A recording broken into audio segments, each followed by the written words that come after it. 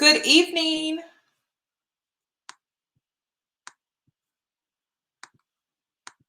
Good evening. Good evening.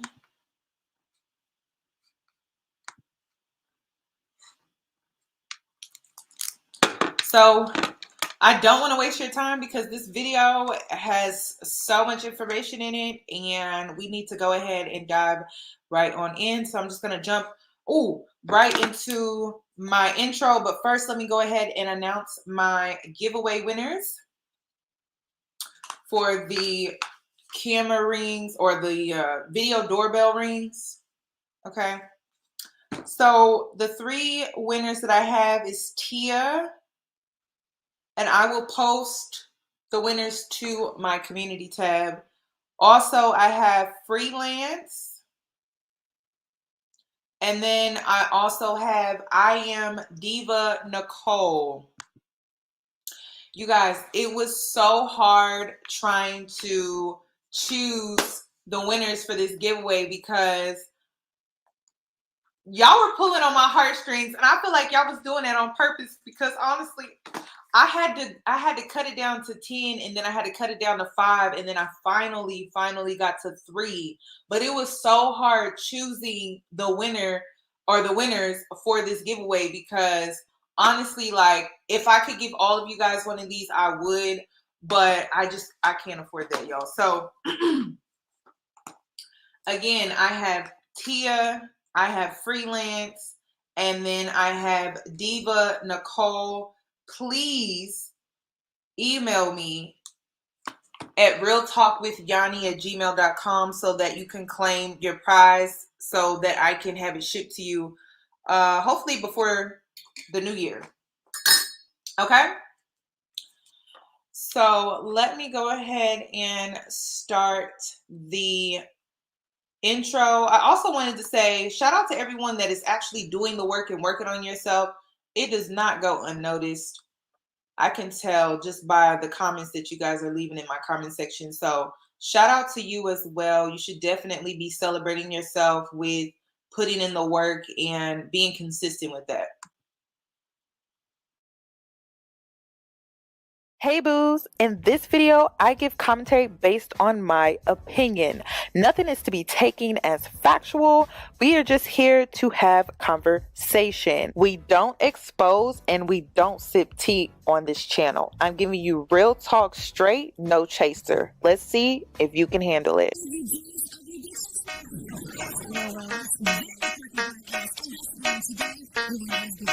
Cause I'm a boss. I haven't done anything for you to be proud of. Of course you have. You are marrying a man who can support you.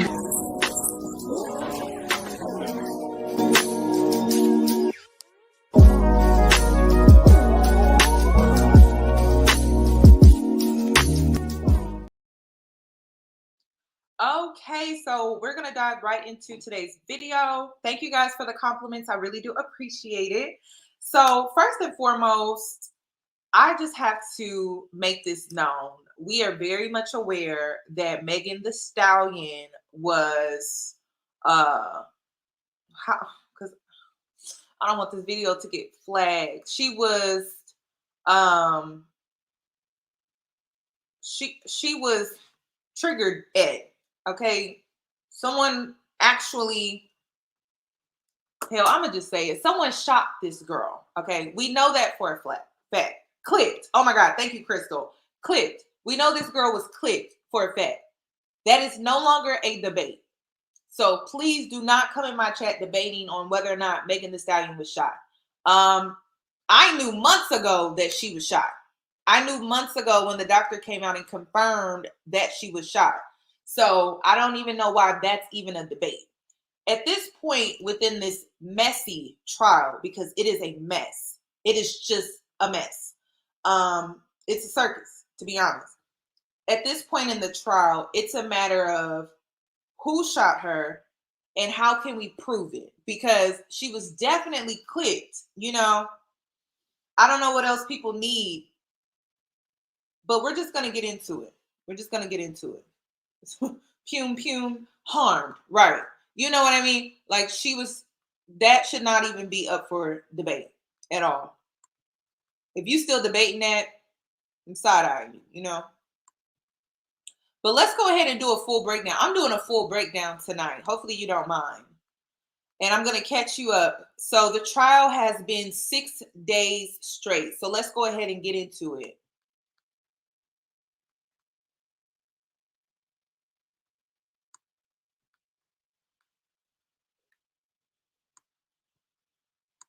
Arrived at a Los Angeles courthouse this morning where she testified about what she says happened on the night of July 12th, 2020. Performer Tory Lanez is accused of shooting her after a night out, but his attorney claims that he's innocent and that this is all just a case of jealousy. ABC's Zareen Shah was in the courtroom today. Zareen, what did Megan say happened that night? Lindsay, it wasn't just what she said happened, it's how she said it. She was really emotional in court today. She said, this story is not just about a shooting. This story is about who I had sex with. You remember yesterday, the defense, they were really pitting her against her friend, talking about the fact that they shared intimate partners, multiple intimate partners. She said in court today, I had just done a song with Beyonce. I did something of my dreams and I was shot at. And she said, they're calling this the Megan Thee Stallion trial. I am not on trial. I wish he would have killed me. If I knew I would have to go through this torture, I wish he would have killed me. She did say a lot that was very, very important, aside from just some of the really emotional things that she said. She dropped some bombshells. She says that Tory offered her $1 million to keep quiet. That he said, please don't say anything. And then he told her, I was already caught with a gun. I'm on probation. She says he was not worried about her at all. Wow, really dramatic testimony there. And what did Tory's attorney tell you that their goal was for the cross-examination today? You know what, I asked him right before lunch. I said, so what's your goal? What do you hope to accomplish today? He said, we're going to show how she lies. And you could certainly tell sitting in that courtroom that that was their goal. The defense attorney said, you lied on national TV. Megan said, yes. He said, you lied to Detective Stockman. She said, yes. He said, you lied about having an intimate relationship with Tory. She said, yes. Look, we know that she has not been truthful about her intimate relationship with Tory. She now says that they did have an intimate relationship. And then the defense attorney pressed her on some really granular details. And there were some moments where she said, I don't remember. I could have. Maybe. You could tell that he was really trying to poke holes in her story too, that she gave to her lawyers. He also said yesterday, Lindsay, and this was one of the most interesting things that I think he said yesterday. He said there was a witness who saw a female with a gun. It's a really important detail. And then my producer, Abby, saw the lawyer today, and she said, can you clarify this? What do you mean about with a gun? And I pressed him upstairs about this as well. And he says, I said, do you mean holding a gun? And he said, no, with a gun. He basically meant in the vicinity of a gun, near a gun. Mind you, this is not something that the jurors know. They are still remembering what he said yesterday, that a witness saw a female with a gun. So it's going to be interesting to see exactly what happens with that detail, if that's clarified for the jurors. Such a steamy case. You actually have steam rising all around you, Zareen Shah. Our thanks to you. Just briefly walk us through what happened that night. It starts, you're at a party at Kylie Jenner's house. Okay. So before we get into current events, we have to go back to this interview. So I had to go back to the interview that was done with Gail. But some things that I want to point out. So when it comes to victims, oftentimes in the beginning or initially, they will lie because of either great shame that they don't want to deal with. They will either lie because of embarrassment. They will lie because they're not wanting to get the abusive or violent person in trouble. And so typically when it comes to victims in these situations or cases, they will lie in the very, very beginning, which is normal. So I just want people to understand that, like, when it comes to the incident that took place that night, when everything went down that night, most victims will lie in situations like that. And I think that needs to be made known. Now, the next thing that is interesting to me when it comes to the situation is the fact that Megan claims she was never in a relationship with Tory Lanez. And I really feel like this part is really hurting her. And the reason this lie is hurting her is because we understood why she lied in the beginning, but she's been lying for 2 years straight, which is why a lot of people are kind of looking at her like, okay, so what's the truth? What's not the truth? And it's kind of confusing for a lot of us. So most people, they, like I said, we understand that victims will initially lie in the beginning, but when you do a continuation of that for 2 years, that's when people start to feel like you don't have the same level of credibility that you had before. Okay. And listen, I'm gonna be real with you. If there's a man out here that you're sleeping with and you feel embarrassed by that man, I don't know why you're sleeping with him, sis. That's just me being 1,000% honest with you. It lacks accountability when you say things like, "Oh, I wouldn't want to claim that man publicly either." So why have sex with someone like that that you feel like you can't claim publicly, or you feel embarrassed by that man altogether? And this goes for both men and women. Why sleep with people? Why share that space with that person if you feel embarrassed if other people knew that you guys were messing around or fooling around? Just saying, just saying. So let's also have accountability in that, because you guys can keep saying, I would be embarrassed, I would be embarrassed. But by you saying that, it dismisses the fact that she still lied, though. And I'm not saying that because she lied that she deserved what happened. No, no, no. There could be two truths at the same time. She lied. She shouldn't have. She got shot. She shouldn't have got shot. And it's just that simple. So for me, at least, I can only speak for my based off of my opinion. Also, another thing that's really hurting the everyday Black woman, because a lot of women are like, why are you guys so concerned with her lying? Why do you care so much? We get that question a lot.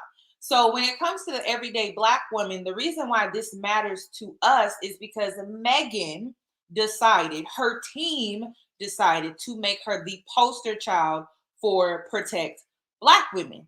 And so in my opinion, when it came to her doing this, when her team decided to do this, from that day forward, she needed to tell the truth. She needed to come out and tell the truth and stop trying to save face when it comes to like her fans, the public, and things like that.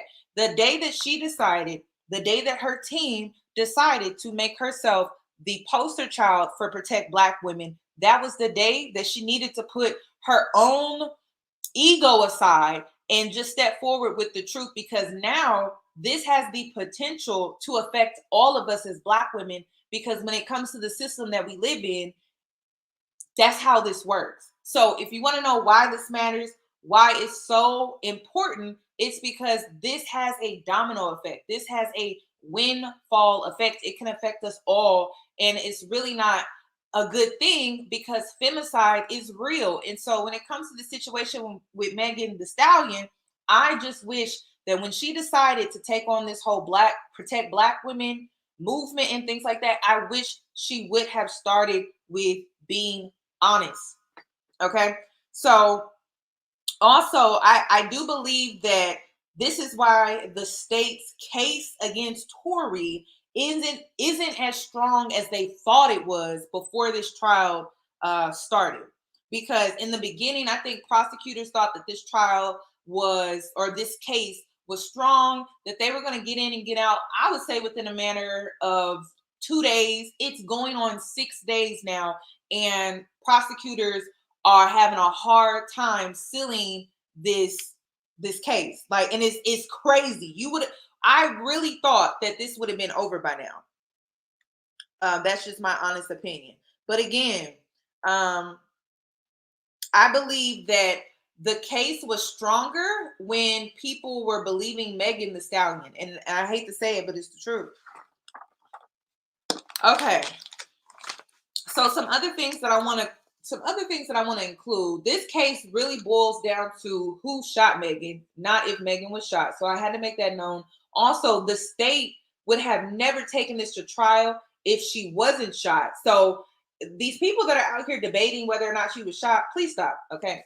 The state took Tory to court, put him on trial because they had enough evidence behind the fact that Megan Thee Stallion was shot. Okay, so please stop debating that. Also, unfortunate, this is another thing, because I see this a lot. A lot of people are upset with the fact that they keep bringing up her sex life. And it's not that they're bringing up her sex life. They're bringing up her sex life during this time. During this time. During this time, they're bringing up her sex life. And why? Because it adds a backstory to who shot her, okay? Who may have shot her. It adds a major key point in maybe who shot her and how can we find out who shot her. So a lot of people are upset that they keep bringing up her sex life and things like that, but it creates a motive for someone to react in a violent manner. And I think a lot of people are missing that when it comes to this trial. And I hate to say it, you guys, but when it comes to this trial, like, a lot of people are upset with the angles that the defense lawyer, which is Tory's lawyer, is taking, but that's his job. That is his job, is to take the angle to prove that his client, Tory Lanez, is innocent. And so that's what he's doing. Also, he's trying to create, the defense lawyer is trying to create reasonable doubt, which he has done a very good job with that. Thanks to Kelsey. Kelsey, thanks.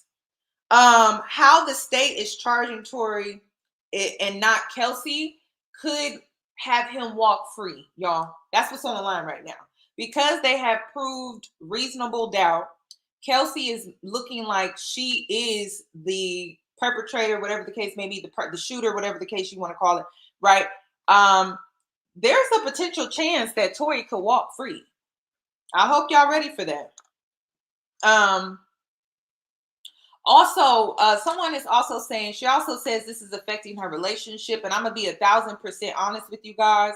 The only reason why I feel like this is affecting her relationship is because during that time, how she was moving in her sex life said a lot about her character. She is a liar because she lied to her best friend when she slept with Tory and didn't tell her. Then, she just seems to do a lot of like sneaky stuff behind the scenes. You know what I mean? However, I will make this known. That doesn't mean that she deserved to get shot. Just because you have character flaws or you have issues within the character development department does not mean that you deserve to get shot at, y'all. Okay. And it, you know, it's so weird to me when it comes to the Black community, and I'm going to be real. I know we look like a joke to outsiders. I just know we do. And the reason is because you have Black men within the industry online basically saying that, well, she deserved what she got. You even got some Black women out here saying it too. Well, she deserved what she got because of what she did. And I just think that's crazy because these same people, right, are talking about rest in peace to Takeoff and Young Dolph and all of that stuff. But these were men that were known to be out here doing things that they shouldn't have been doing. Young Thug, Gunna, we know for a fact that those men were involved in criminal activity that involved murder. Yet they should get off. They should get free. But Megan Thee Stallion deserves to be shot over sleeping with her best friend's sneaky link. Let's be real. Y'all don't make sense to me. Oh, but we're going to get into it. Y'all don't make sense. Y'all don't make sense. But Gunna, free Young Thug, when you know damn well they was out here doing criminal activity that involved murder, but Megan Thee Stallion deserves to get shot at. Y'all don't make no sense to me. Y'all don't. I get it. Megan did lie on national TV, and that's when people in the industry started to take Tory's side more strongly because we saw like the likes of LeBron James. I was personally shocked by that. I was very shocked by LeBron James taking Tory Lanez's side. But who shot this girl? Because she was definitely shot. Okay, so next, so far, everyone lied. In my opinion, I feel like Tory Lanez is lying. Megan Thee Stallion is lying. and Kelsey is lying. But the interesting thing about the public and the public's reaction and opinion is that everyone is pointing out how Megan is lying, but no one wants to talk about how Tory Lanez is lying and Kelsey is also lying. They're all liars in this situation. But Megan, though, is the bigger issue, is the bigger problem, and that does not make sense to me. Okay? That doesn't make sense to me. It doesn't make sense. You guys, you're about to hear in these clips that Megan Thee Stallion was shot. Now, I believe it was either day 4 or day 5 where the doctor that operated on her testified in court and proved that she was shot. He testified, y'all. It's a done deal. No one in that courtroom believes that she was not. Okay? So we're going to get into it. We are going to get into it. But first, let's watch this interview first, because I have all the days. They're all here. All the information that was recorded in court is all in this video, and you're about to see why this case got so confusing and when it took a left turn. But first, we got to go back to this interview because Megan admitted that she lied on national television. And I feel like this part is important. I had went there and we were just hanging out and I was ready to go because I had been there all day. So you guys end up in a car. You, Tory Lanez, your friend at the time, Kelsey, and his driver / security. Tory Lanez, whose real name is Daystar Peterson, is a Grammy-nominated rapper and singer from Canada. Kelsey Harris was one of Megan Thee Stallion's best friends from Houston. There was an argument, and you get out of the car, right? At that point, the argument wasn't even with me. Like, the argument was with the two people in the backseat. So I asked the driver to pull the car over, like, I'm done with this. And I should have stayed out of the car. Like, I should have not got back in the car. And it was like, Megan, just get back in the car. We almost there. Like, just get back in. So I get back in the car. It's like it's getting worse. Like, arguing in the car. The arguing in the car is getting worse, and I don't want to be in this car no more. Like, because I see it's getting crazy. So I get out the car, and it's like everything happens so fast. And all I hear is this man screaming. He said, dance, and he started shooting. And I'm just like, oh my God. Like, he shot a couple of times. And I was so scared. In the car, shooting from the car, Megan? He is standing up over the window, shooting. And I didn't even want to move. I didn't want to move too quick. Like, because I'm like, oh my God, if I take the wrong step, I don't know if he can shoot something that's like super important. I don't know if he can shoot me and kill me. Like, were you afraid for your life at that time? I was really scared because I had never been shot at before. And I looked down at my feet because I wasn't even, the adrenaline is pumping so hard. I'm not sure if he hit me. Like, I feel it, but I don't understand what's happening. So I look down at my feet and I'm like, oh my God, like, I'm really bleeding. So I like drop down and I crawl in somebody's driveway. Like, I can't believe you shot me. And what is he saying, Tory Lanez saying? He's apologizing. He's I'm so sorry. Please don't tell nobody. I'll give y'all $1 million if y'all don't say nothing. And I'm like, what are you talking about? Like, what are you offering me money right now? Help me. Like, and if you're sorry, just help me. Like, but at that moment, we didn't even make it to the house. Like, somebody had already called the police, and it was like so many of them. It was helicopters. I was like, oh my God, we all about to die. Like, the George Floyd incident had just happened. The police are definitely very much shoot first, ask questions after. So I'm like, it's a hot gun in the car. I'm bleeding. I've been shot. They about to kill somebody. Like, something bad is about to happen. So somebody hears the gunshots. They call the police. The police come.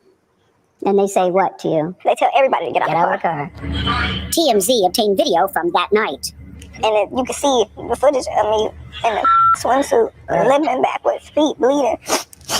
And they say to you, what happened here? I don't remember everything they said to me, but I remember them asking me what's happening, what happened to you. And I didn't want them to kill any of us or shoot any of us. So I just said I stepped on glass. Because I didn't Why did you say that? Why didn't you say he shot me?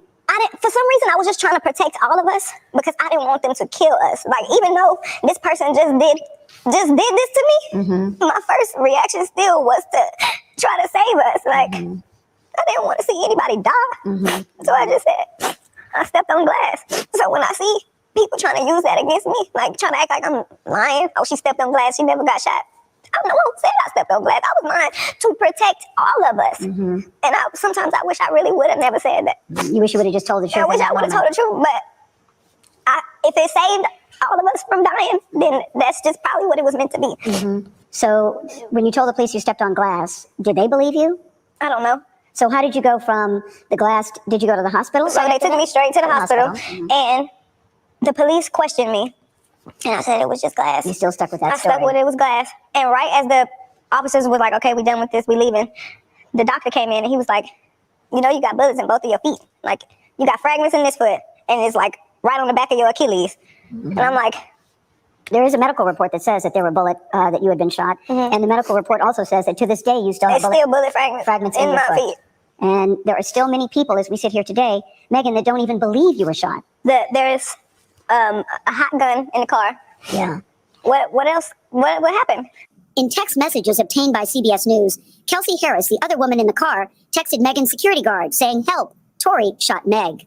I really thought that we were all friends. And sometimes I feel like I put the blame on myself because when my mom passed, I just felt like I was looking for some type of family environment, and I was letting so many people in. And I didn't care who it was. I just wanted to feel like I got family and I got people that care about me, and just I could hang out with everybody, and I was just going through it. What was the nature of your relationship with Tory Lanez? Because he has led people to believe that it was a sexual relationship, that it was that you two were dating. What was the nature? We were not dating. Okay, so before she gets into this, you guys, during that time, Megan was grieving. She was drinking a lot. She was partying a lot. She had just became really big in the industry at that time. And she had a lot going on. She lost her mother. She doesn't have a lot of family around her and things like that. So this is her acting out is normal behavior. So I just feel like that needs to be said. I'm not saying that she shouldn't be held accountable for how she treated her friend, but we need to separate how she treated her friend from the fact that she was in fact shot, that she experienced gun violence. So I don't understand it. When we saw Takeoff here not too long ago on our phone screens on Twitter, and people were sharing the video of Takeoff laying on the ground, and is it Quavo, whatever the hell his name is, was crying out, and there was blood everywhere. All of a sudden, it's like, oh my God, we need to do something about gun violence. We need to do something about gun violence. And see, this is what I don't get when it comes to Black folks. Y'all switch up too much for me. Black men, y'all switch up too much for me. Y'all were just saying, and what did I say, y'all, when I had my commentary regarding the Takeoff situation? I said, by Christmas, ain't nobody gonna be talking about this. By Christmas, this community don't care about gun violence. By Christmas, we won't even be talking about this no more. That's exactly what I said. Lo and behold, all of a sudden, when it comes to this case with Megan Thee Stallion, it's it's Quavo. What's his name? Y'all know I don't be knowing these rappers like that. Okay, y'all get it together in the chat for me. Thanks. I really do appreciate it. But like I was saying, a lot of people were speaking out the side of their neck about gun violence, but then when it comes to this situation, they are going to turn a blind eye, and it's just so weird to me. So I knew that was performative, and once again, I don't get my hopes up, and I don't put my emotions in it because I don't see the point. I don't see the point. Okay, let's continue, because she gets into the fact that she had this, well, she did not, on this Gayle interview, that she did not have a sexual relation with Tory. Really close. We were friends. We hung out like every day. And his mom passed too. So when I felt like we were bonding over that. Mm-hmm. And Did you have an intimate relationship with him? like sexual? Yeah. Did you, Megan? Did you have a sexual relationship with Tory Lanez? Yes, that's my question. I didn't have a sexual relationship with Tory. So why do you think he's putting out the story that the two of you had a relationship and that you're making the whole thing up? I think that he is trying to deflect from the fact that he committed a crime. Tory Lanez pleaded not guilty to assault and weapons charges related to the shooting. We asked his attorney about Megan's allegations in this story. She responded that they look forward to addressing Miss Pete's claims, including her inconsistencies, discrepancies, and omissions when his case goes to trial later this year. How has your life changed since you were shot? I feel like my anxiety is worse. I feel like my relationship with people it's gotten very cold because I'm not as trusting as I used to be. I was going to ask you, is it hard for you to trust people? Like, I've got this wall and I don't want to make any friends, and I'm trying to be as nice as I can to everybody. But I don't even, new people, I probably don't even hold a conversation longer than 30 minutes because I feel like every time I'm talking, I'm like on the verge of tears, and I don't want to have to explain to strangers why I'm crying. Yeah. Half the time I just want to pick up the phone and call my mama and be like, what do I do? Like, it's too much. I feel crazy. I'm sad, like, and I feel like I have to hold it in because I have to be strong for so many people. What do you say to people that still don't believe that you were actually shot? I don't think any of this is for them. Like, it's for me. Like, I know this happened to me. And I'd rather it play out in court and the facts come out and everything comes out than me having to plead my case. And I'm a victim. Like, I'm the victim. Like, I'm not defending myself against anything. Like, something happened to me. In the Tory Lanez trial, we had opening statements. Opening statements are still actually going. We have to pause midway through for lunch. Okay, so next we're going to get into the first day of the actual trial. You guys, two things. Did she lie on national television? Yes. Should she have not lied? Yeah. There's two courts here. You have the federal law, which is, you have the federal law, which is the state that is taking this case to trial. Her going to court and telling the truth under oath is one thing, but then there's also the public opinions court. So a lot of people don't believe her because she went into this interview and she just flat out lied to everybody that was supporting her, people that believed in her since day one. She just straight up went on there and lied. To be honest, you guys, I'm gonna be 1,000% real with you. When she did the Gayle interview and she went on there and lied, and I knew she lied, I just stopped talking about it. I stopped posting about it. I stopped wanting to know what was going to happen with the case, not because I didn't want her to receive some type of justice for the fact that she was in fact shot, but it was because she had attached herself to this whole protect Black women. And then she sat up there in that Gayle interview and she lied, not thinking how this could affect us all. And so I couldn't respect it. Honestly, I'm just being completely honest with you guys. So, it's great that she went to court and she told the truth under oath, but when it comes to the public, she lied. So a lot of people don't want to believe her. And then you also have to take into account that people have been against her since day one. So it doesn't take much for them to go against her or to continue to be against her. So when she went and she did the Gayle interview, which I really feel like her team gave her horrible legal advice to do that interview. But then again, you have to ask yourself, was she being honest with her team about what happened that night? And then they advised her based off of more lies or more secrets that she kept from them. You never know. So maybe they advised her to do it because they believed in what she was telling them. But in reality, if they were told a lie, how can they really help her? So again, when it comes to protect Black women, the best thing that I can tell you is that you're going to have integrity. We can't protect you if you're lying, if you're keeping secrets, if you're trying to save face because you don't want to deal with the opinions and the criticism that you're going to receive when it comes to the truth. And so you guys, it's not irrelevant. I hate to say it, but it's not. It's the number one thing that's hurting this case. It's the number one reason why this case has not been wrapped up already. And then this is the thing. When it comes to protecting Black women, you have to show up for yourself. You have to show up for yourself. You can't depend on your security guard. You can't depend on your neighbor. You can't depend on your driver because you can't even depend on your ex-best friend because they can cross you. And so when you get crossed and you're still lying, you're still holding secrets and things like that, we cannot help you because we don't know what actually happened. And so it's really hurting her right now. And we're going to get into how it's hurting the state's case against Tory. Because Megan is not on trial. It's the state versus Tory Lanez.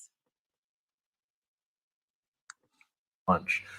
better than TV. If you watch the prosecution's opening statement, you would say guilty. If you then watch the defense's opening statement, you would say, what the hell is the prosecution thinking, charging him? Basically, the prosecution started with this story. They said that, hey, they're all at the party, and Tori is leaving the party with Meg. They're in the car. An argument breaks out, during which Meg says and insults his skills as a rap artist. This leads to a situation where she gets out of the car and he shoots at her feet and yells, "Dance, bitch." And then she ends up at a hospital, and a doctor takes out 3 fragments of bullet wounds from her foot. Now, if you just hear, and the prosecution says that Kelsey, the other woman in the car, is going to testify that Tori shot Meg. And Kelsey has a text message where she texts somebody that, hey, Tori shot Meg. And then the rest of the prosecution's case is based on all these calls and texts where Tori's like, oh, I'm so sorry. Oh, I'm so drunk. He never says that I shot him. He's like, oh, I'm just so sorry. I'm so drunk. So question what he's apologizing for. So that's the prosecution's case. Seems pretty easy. Then the defense comes up, and man, it gets spicy. First, the defense goes, they're not telling you about half of what's going on. The most important thing they're not telling you about an eyewitness who saw 2 women fighting, Kelsey and Meg. And so let's talk about why them 2 are fighting. Let's talk about how she was in the front seat. The gun was caught in the front seat. Let's talk about how she might have gunpowder. She does have gunpowder. Let's talk about how this has nothing to do with the fight between Tori and Meg and everything to do with the fight between Meg and Kelsey. And then the defense starts dropping the bombs. He basically says this, that they're in the car. Yeah, they left. But do you know why they left? They left because Kylie and Tori were in the pool together. And Kelsey and Meg both felt some type of way about that, to the point that Meg felt really some type of way about that. And she was really trying to go, to the point that eventually, because of how Meg is acting, this is according to the defense, Kylie Jenner goes to Meg Thee Stallion and says, it's time for you to leave. They all leave. The defense's point is what happens in the car is this. Tori questions Kelsey, hey, Kelsey, why are you backing up Meg for me trying to, get it on with Kylie Jenner? Meg has been snaking men from you your whole life. I hooked up with you, Kelsey, and then Meg went behind your back and hooked up with me. Okay, so I just wanted to answer this super chat right here. It says, why else would Tori be apologizing? It's because he portrayed both Kelsey and Megan, and then he was trying to hook up with Kylie. So there's a reason outside of Megan being shot as to why he would be apologizing like that. And so you'll see how it also creates, again, reasonable doubt, because he could have been apologizing. It was so, when he apologized, it was so generic. So he didn't say, I apologize for shooting you. I apologize for doing what I did in detail. He just said that, I'm sorry. That's all he said. I apologize. I'm sorry about last night. That's all he said. But what about last night? Because there was a lot that went on last night. And so that's why this case has not been wrapped up within 2 days, you guys. Yeah, the apology was just, it was too generic. And Kelsey, this is not the first time. You had been hooking up with Ben Simmons. Meg went behind your back and hooked up with Ben Simmons. You had been hooking up with the baby. Meg went behind your back and hooked up with the baby. And so the defense starts dropping all these grenades. The crowd is captivated. The jury is like, oh, what's going on? And there's every reason to believe that there could have been a fight here, not between Tori and Meg, but between Meg and Kelsey. And the shooting could have not been Tori. It could have been done by any one of the other people in that car. What does all of this mean? Well, I'll tell you a couple things. First, Corey Gamble, Kris Jenner's husband, is going to testify, so this will continue to be must-see TV. 2, the judge is terrific. I expect a very fair trial. The lawyers on the defense side are terrific. You guys, I have to be real with you. I got to be real with you, because somebody said, why does it matter who she slept with and all of that, right? Ben said that it was untrue. My opinion is this, Megan, y'all got to understand, like, how you carry yourself, it matters. And it's like, people don't want to accept that reality. They want to focus on the fact that we live in this world, but the world that we live in, the world that we currently exist in, is very, very sexist. And when it comes to midterms, the midterms that we just had, and this was after the Roe versus Wade overturn, we saw how fake the women's empowerment movement that was kicking up a little bit after the whole Roe versus Wade overturn was we saw how white women voted. We saw how they voted. And we were gaslit because that whole little, I would say, what was it, 4 months, 3 months or something like that, after the Roe versus Wade situation, they were coming up to us trying to make it seem like we could come together and we were going to work together and we were going to be on this women empowerment movement and things like that. But then they voted in favor of the Roe versus Wade overturn when the midterm elections came about. So the reason why I'm mentioning all of this is because you guys, you got to understand that white women are not wanting to work with us, because if they did, they would have voted differently. So because white women are not wanting to work with us, we cannot overturn a system that's been in place for decades, centuries. And so because of that, you got to understand when it comes to Megan Thee Stallion, her speaking about her sex life shouldn't be a big deal. And the reason is because of her lyrics. She's a female rapper. She raps about sex all the time. She's very bold, very proud. She even refers to herself as a pimp. So it's so odd how all of a sudden, oh, but we're going to be quiet about this and quiet about that. But like how she carries herself, she's all about sexual liberation. She's all about being proud and loud, about, you know, treating men like this when it comes to sex. And so when it comes to this situation, it's like, what should she be ashamed about? Like, she's been talking about sex. She's been rapping about sex. She stayed rapping about sex. So it doesn't make sense. Y'all got to understand it. This is why I'm saying, you know, how you carry yourself, make sure you're carrying yourself in a way to where it don't fall back on you later. So when it comes to this situation, Megan should not feel like she has to hide her sex life. She raps about it. She raps about her sex life, y'all. So y'all got to keep that in mind. I know a lot of y'all don't want to hear that. I know y'all don't want to hear it. I know you don't want to hear it. But it's fair. It's a fair assessment. If you rapping about your sex life, every other song is about your sex life. Why, when it comes to this situation, you feel shame? Why? How? You rap about sex all the time.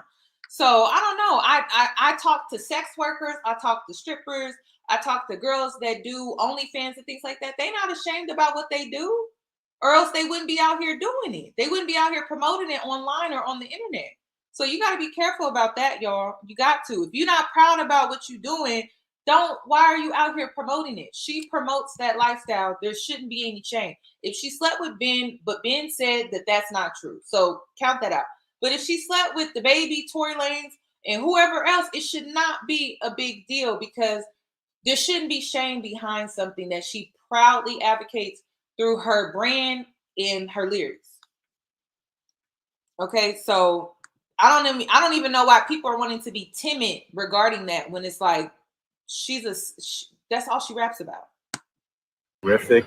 I don't know what the government lawyer was doing, giving an opening presentation that made it seem like the most open and shut case ever, when in fact there are huge questions, including an eyewitness who saw two women fighting, suggesting that you have to explain that theory to the jury, and you didn't. I don't love the prosecution's opening in that regard. Stay tuned. We'll have the full coverage here. It's up and it's stuck in the Tory Lanez trial. All right, we're back with the rest of the update in Tory Lanez. So we are taking our afternoon break. There's going to be more testimony at the end of the day. But right now, let me catch you up on what's happened since lunch. The defense continued and concluded their opening statement. They confirmed that their theory of the case is going to be that Kelsey was the shooter. Tory was just trying to break up the fight. Then the prosecution went up. They put on a police officer as their first witness. This is the police officer who arrived at the scene of the shooting. He testified about how he saw gun casings, blood spatter. This was a big mistake, in my opinion, because the defense attorney ended up tearing this police officer's testimony to shreds. He basically got the officer to admit that they did not use the proper evidence markers to mark and identify the location of every piece of evidence. So the police... Can you guys please not do that? I can't stand that. Listen, Black people, I say this all the time. 2 things can be right, 3 things, 4 things, 5 things, 6 things can be right. It's not this or that. It's not, oh, it's up or down, or it's left or it's right. It's not that. It's not that. There's like 3 truths, right? Megan was shot. Megan should have never gotten shot. Megan was out here moving messy within her sex life. Those are 3 truths. Okay. Does that mean she deserves to get shot? Like I said earlier, if that's the case, Gunna and Young Thug should be in jail, and they should be staying in jail. I shouldn't be seeing all this talk up and down my timeline about how they should be free, when people know damn well they were out here doing criminal activity that involved murder. Make it make sense. So just because you have a character flaw, which is 100% of all people, we all have character flaws. There's something about us that's just not the greatest. It's just not the best. Does that mean that you deserve to be shot? Like, let's be real here. Let's be real here. We've all done something. So does that mean that we deserve to go out here and get shot at? That's crazy to me. So listen, like I said, 3 truths can happen at the same time. 3. But we have to acknowledge the fact that Megan was being messy. It could be the reason why she was shot at. And this is the thing. Like, when it comes to things happening to you that's out of your control, right? Yes, you are 100%, you are 1,000% the victim. You are. This is not about victim blaming. It's not. But you also have to include other factors. You do. You have to include other factors. In order for you to break cycles, in order for you to break toxic patterns, you have to have self-awareness. Megan needs to have self-awareness about how messy she was moving. The energy that she was in was very dark. It was very heavy. And listen, I can empathize with her and have compassion, because at the time she was grieving. She was. But I hope moving forward, when it comes to this situation, that she has the self-awareness to not hang around questionable people, to not deal with men like Tory Lanez. She has a history of dealing with abusive men. She needs to have that level of self-awareness so that she doesn't repeat this stuff again. Okay? That's the purpose of this. But in order for her to choose better and do better, she has to acknowledge some faults that she had within this situation, like over drinking. She was highly intoxicated. She was. And I remember during that time, Megan was drinking a lot. She was doing that whole driving the boat thing. So you guys, it's pretty messy for everyone involved. It is. It's pretty messy. But it doesn't mean that she deserves to get shot. How many of you had a drunk night?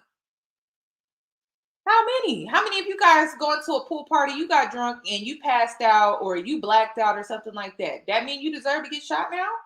Come on, y'all. Come on. I don't think any of these things make her less of a victim. I don't. But it's the truth, though. It's the truth. Police cannot tell you where blood was found exactly in relation to the gun casings, where, based on the trail of blood, the victim would have walked around. They can't tell and paint the whole story of what happened when the person got out of the car. Why, if you can't paint that story, why, if you didn't use the evidence markers, why, if you purportedly have a very simple case, did you waste your time making your first witness a police officer whose testimony is going to get torn to shreds by the defense attorney? Big mistake, in my opinion, if you ask me. From here going forward, the defense will always be able to point out that the government's investigation is completely incapable of telling the jury about the movement of the victim outside of the car. So if you're trying to inject reasonable doubt, alternative theories, you've now done a great job setting it up that the government's story has holes in it. All right, we wrapped up the first day of Tory Lanez's trial testimony. Let me tell you what happened. At the end of the day, this will be a two-parter. On this first part, let's cover what prosecutors believe is their key piece of evidence after the testimony they expect to get from Meg and the other woman who's in the car. So here's the prosecutor's point, that there's a jailhouse phone call reminder to everyone: when you get arrested and you're sitting in jail, they are listening, they are recording. What you say on that phone will be used against you. According to prosecutors, Tory calls the other woman who was in the car, Kelsey, and basically admits to shooting and apologizes profusely to her. The problem with that theory, according to the defense, is that, well, he never says he shot her. He's just apologizing profusely, and he could be apologizing for a lot of things. According to the defense, the apology is for basically blowing up Kelsey's spot and revealing that he had been in a relationship with both of them. What side will the jury believe? It's way too early in the evidence. That call on its own means nothing. In fact, the evidence that was presented was through a detective. They asked that detective, hey, when did you listen to this jailhouse call? What can you tell us about it? He basically said, I heard it last week. They asked me to go retrieve it from the system. I retrieved it. I'm playing it here for y'all today. What does it mean? What does he mean? What's he talking about? I don't know that from that, so I couldn't really tell you, and he can't. And the jury is going to be looking at the rest of this evidence to really decide that, hey, man, when this guy's calling Kelsey and saying, I'm so sorry, I didn't mean to, what's he talking about? Day 2 of the Tory Lanez trial is underway. It started with Meg Thee Stallion testifying. I'm going to take you through what she testified about in the morning. We're currently on lunch break. She's going to come back and complete her testimony this afternoon. It started with questions about Tory Lanez. She testified that she knew him only for a short time leading up to this incident. They were friends. She was asked, were you intimate? She said yes. She was asked, were you exclusive? She said quite happily no. Then they asked her about her relationship with Kelsey. She said that she's known Kelsey since freshman year of college. How do you know her? How would you describe the relationship? I found her answer very interesting. She said, I quote, we did everything together. They asked her, hey, how do you feel about being here today? She was struggling through the testimony. I was a little surprised at her answer. She said, I don't feel good. I can't believe I have to come do this.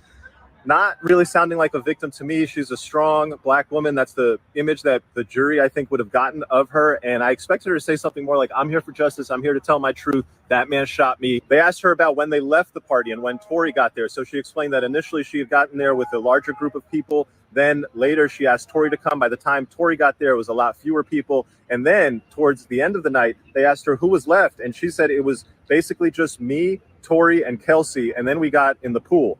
Then she said that when they were in the pool, her wig started getting loose. It was coming off. She felt uncomfortable, so she wanted to leave. She told Kelsey. Her and Kelsey went to the driver and said, hey, we want to leave. And this brings up the first point of contention where, according to Meg, the driver said, I won't leave without Tory. Now, obviously, Tory's team says Meg said she won't leave without Tory.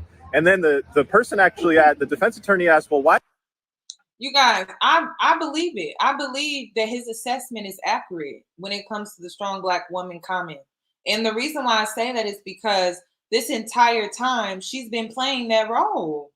She's been playing that role. When she lied and she covered for Tory right when the incident happened, she was protecting him. A lot of times we as Black women, we are taught to do that at a very young age. I remember when I was very young, I was taught to protect my brother in that way, especially when it comes to the police. So it's a cultural thing. So I believe him.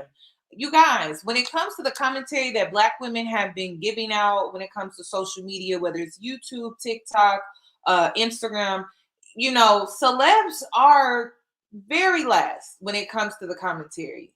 Just being honest.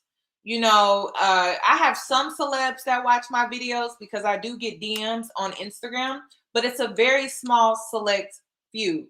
So when we have this conversation, you got to understand that she's still programmed in that mindset to carry herself in that way. And she didn't do it. This wasn't the first time that she did it. She also did it when it came to her ex-boyfriend as well. So, it's just sad all around. So I don't think he's being biased. I think he's taken an assessment based off of what he witnessed while in court. He's reporting on it. And he probably thought that she would be more of a dismantle in distress. She would play that role more, typically like white women tears, but she wasn't giving that. And I just wish, when it comes to being a Black woman, I wish Black women would put their pride down, put their ego down, and allow themselves to really be vulnerable, especially when it comes to you being a victim, instead of trying to be strong and taking on that strong woman trope. It's almost like, oh, I'm not trying to allow people to see me sweat. I'm trying to act unbothered, and it's like, that's not going to help you in all the environments that you have to be in while sharing it with other people. And also, depending on the situation, it may hurt you. So open up and allow your emotions to show. You're a woman. And so I hate to say it, but it's not, it's really sad. Like, it's not all of us have gotten the message. And I don't think Megan has gotten that message yet. I don't, not yet. Why didn't Tory want to leave? And everybody was waiting for the answer to that question because that's the whole Kylie Jenner angle. Unfortunately, the defense objected. The judge said sustained. She didn't answer the question, why didn't Tori leave? The whole situation in the car. She testified that, hey, look, we all got in the car. I got out, an argument started to break out. Basically, Tori started the argument. I was shocked when she dropped and admitted that this argument started with Tori saying to Meg, hey, why are you snaking your friend like this? And basically revealing that he had hooked up with both of them, that they had been cheated on by him. And this sort of led into the whole big fight. At one point, she gets out of the car, but then she did get back in because they convinced her to get back in. And then we get to the shooting. And here, there was some shocking stuff.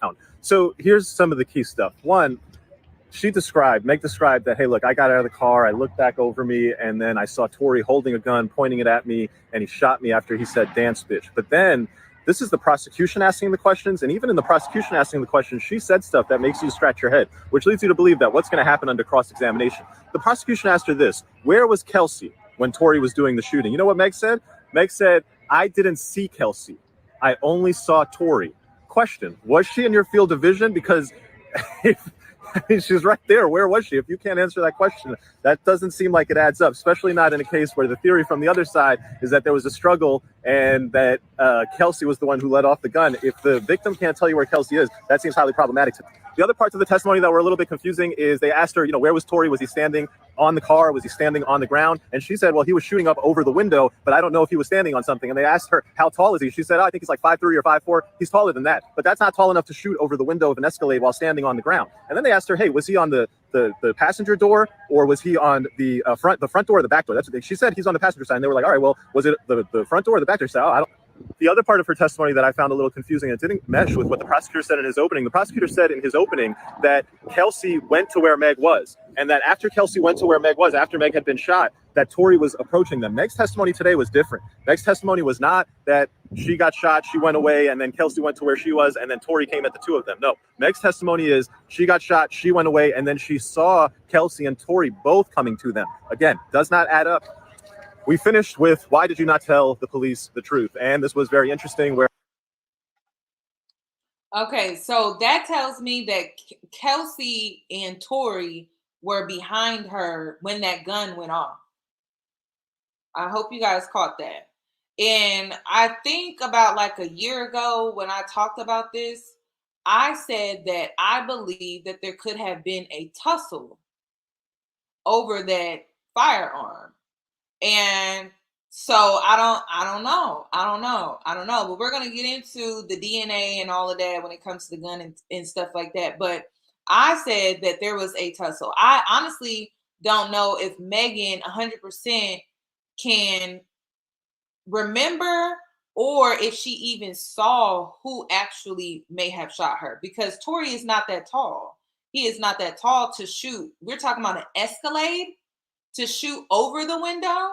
It would make more sense for him to be on the ground or something like that. I'm not trying to be shady, but I'm trying to see how that can happen where he could shoot at her and still hit her feet. That would be a lot. That would be a lot. So I don't know. What are you guys thinking when it comes to what's being told in court? Do you think that he would be able to do that from the Escalade out of the window over the top of the door? I don't know, y'all. I don't know. As typically prosecutors are in the business of supporting police officers, here they elicited testimony where Meg said, look, I didn't tell the police the truth because this was around the time George Floyd had been shot, and I thought if I told them the truth, they were going to shoot Tori. I didn't feel safe with the police. And I thought this was kind of weird, but she said it. She said, I'm a member of the Black community, and in my community, we don't cooperate. What do I think? I think that the rest of the direct testimony is going to come out. It will be interesting. I think the defense attorney has a lot of room. Hey, what's up, bro? I think the defense attorney has a lot of room to poke holes in the story. And I think the rest of the witnesses are going to say things that the defense attorney is going to have to show that it doesn't all add up. That if Kelsey was right there, how is Meg Thee Stallion going and telling you that when I turned around and I saw Tori shot me, I have no idea where Kelsey was? Day 2 of the trial is in the books. Meg Thee Stallion has finished testifying. Let me catch you up on what happened in the afternoon session. It started with the prosecutor leading with this. She said, hey, Meg, I know we went a little fast this morning. I want to slow down.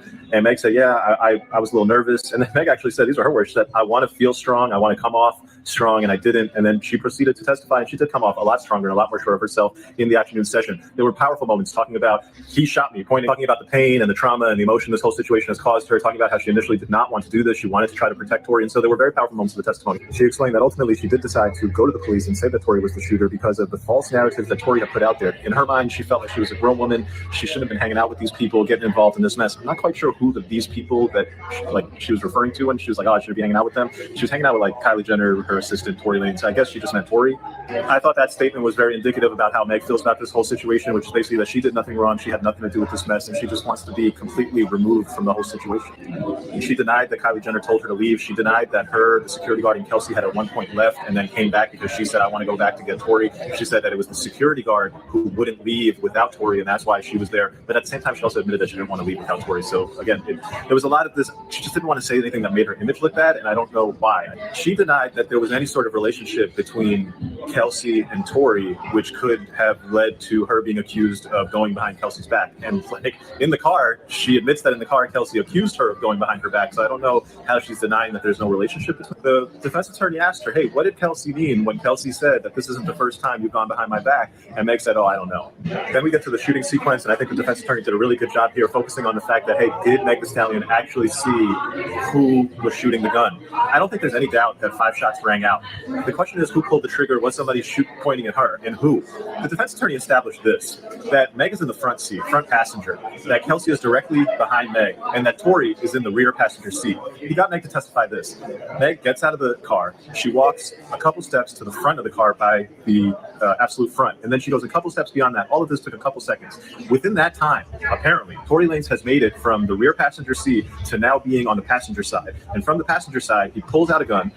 She said he pulled the gun. From where, it's not clear, but he pulled the gun. He points it at her and shoots 5 times. Right before shooting, he yelled, dance bitch, leading her to turn around and then see him with the gun. He pulls it, points, shoots, 5 shots. Where's Kelsey in all this? She has no idea. What does she then do? She then crawls away. The part that the defense attorney focused on is how, in a matter of seconds, does he get from the rear passenger to having a gun in his hand to being on the passenger side in position to shoot over the window at you all in a matter of seconds. To me, there had to be something else that happened in that sequence of events from the time she got out of the car and the time the shots rang out. And then she completely denied that there was any sort of altercation between her and Kelsey. As to whether there was an altercation between Kelsey and Tori, and there has to be some altercation because there's a fingernail on the ground and there's jewelry on the ground. And so and Kelsey has blood on her. Kelsey has her swimsuit strap ripped off. So how did that all happen? And apparently there was a bump. She says that I saw a bump between Tori and Kelsey, and I guess the prosecutors will use that to establish why Kelsey has got her strap ripped and jewelry on the floor broken and a fingernail lying on the middle of the street. Bottom line. Again, okay, so you see how he's explaining how Kelsey's swimsuit top was hanging off, her nail was broken off, and her jewelry was on the ground? Doesn't that sound like they may have tussled for that gun? It's just my opinion. Allegedly.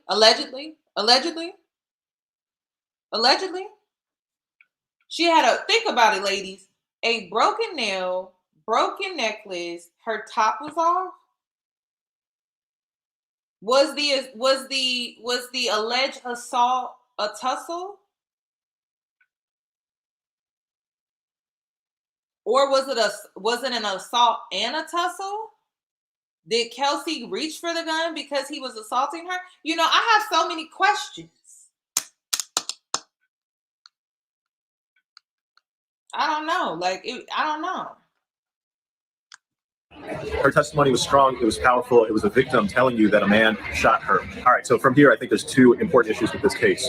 One, what are the other witnesses going to say? What's the driver going to say? What's Kelsey going to say? And what is the neighbor? There was a homeowner who lived there, who was in the house that is very close, very adjacent to where all of this is unfolding. He would have seen and heard a lot. He's going to testify. The other thing, the defense did a really good job of establishing that, hey, Meg's timeline here of in a few seconds, Tori gets out of the rear passenger, gets onto the passenger side of the vehicle, yells, dance bitch, pulls a gun, lets out 5 shots.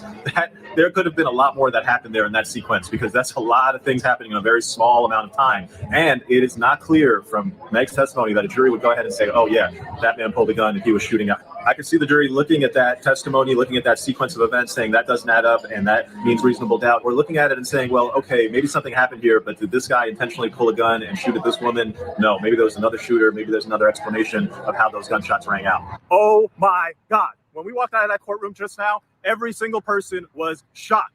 Every single person was frozen. A lot of people were looking at me like, bro, tell me what is going on. Kelsey took the stand. Before she even started talking, there were fireworks. This started with Kelsey coming in and saying she is invoking her Fifth Amendment right to remain silent and not testify. When someone invokes the Fifth Amendment, they have to be invoking it because if they were to testify, they would be giving testimony that incriminates themselves. She said, I will not testify because I would be giving testimony that I'm incriminating myself. That's what it means when she invoked the Fifth Amendment. Now, the government.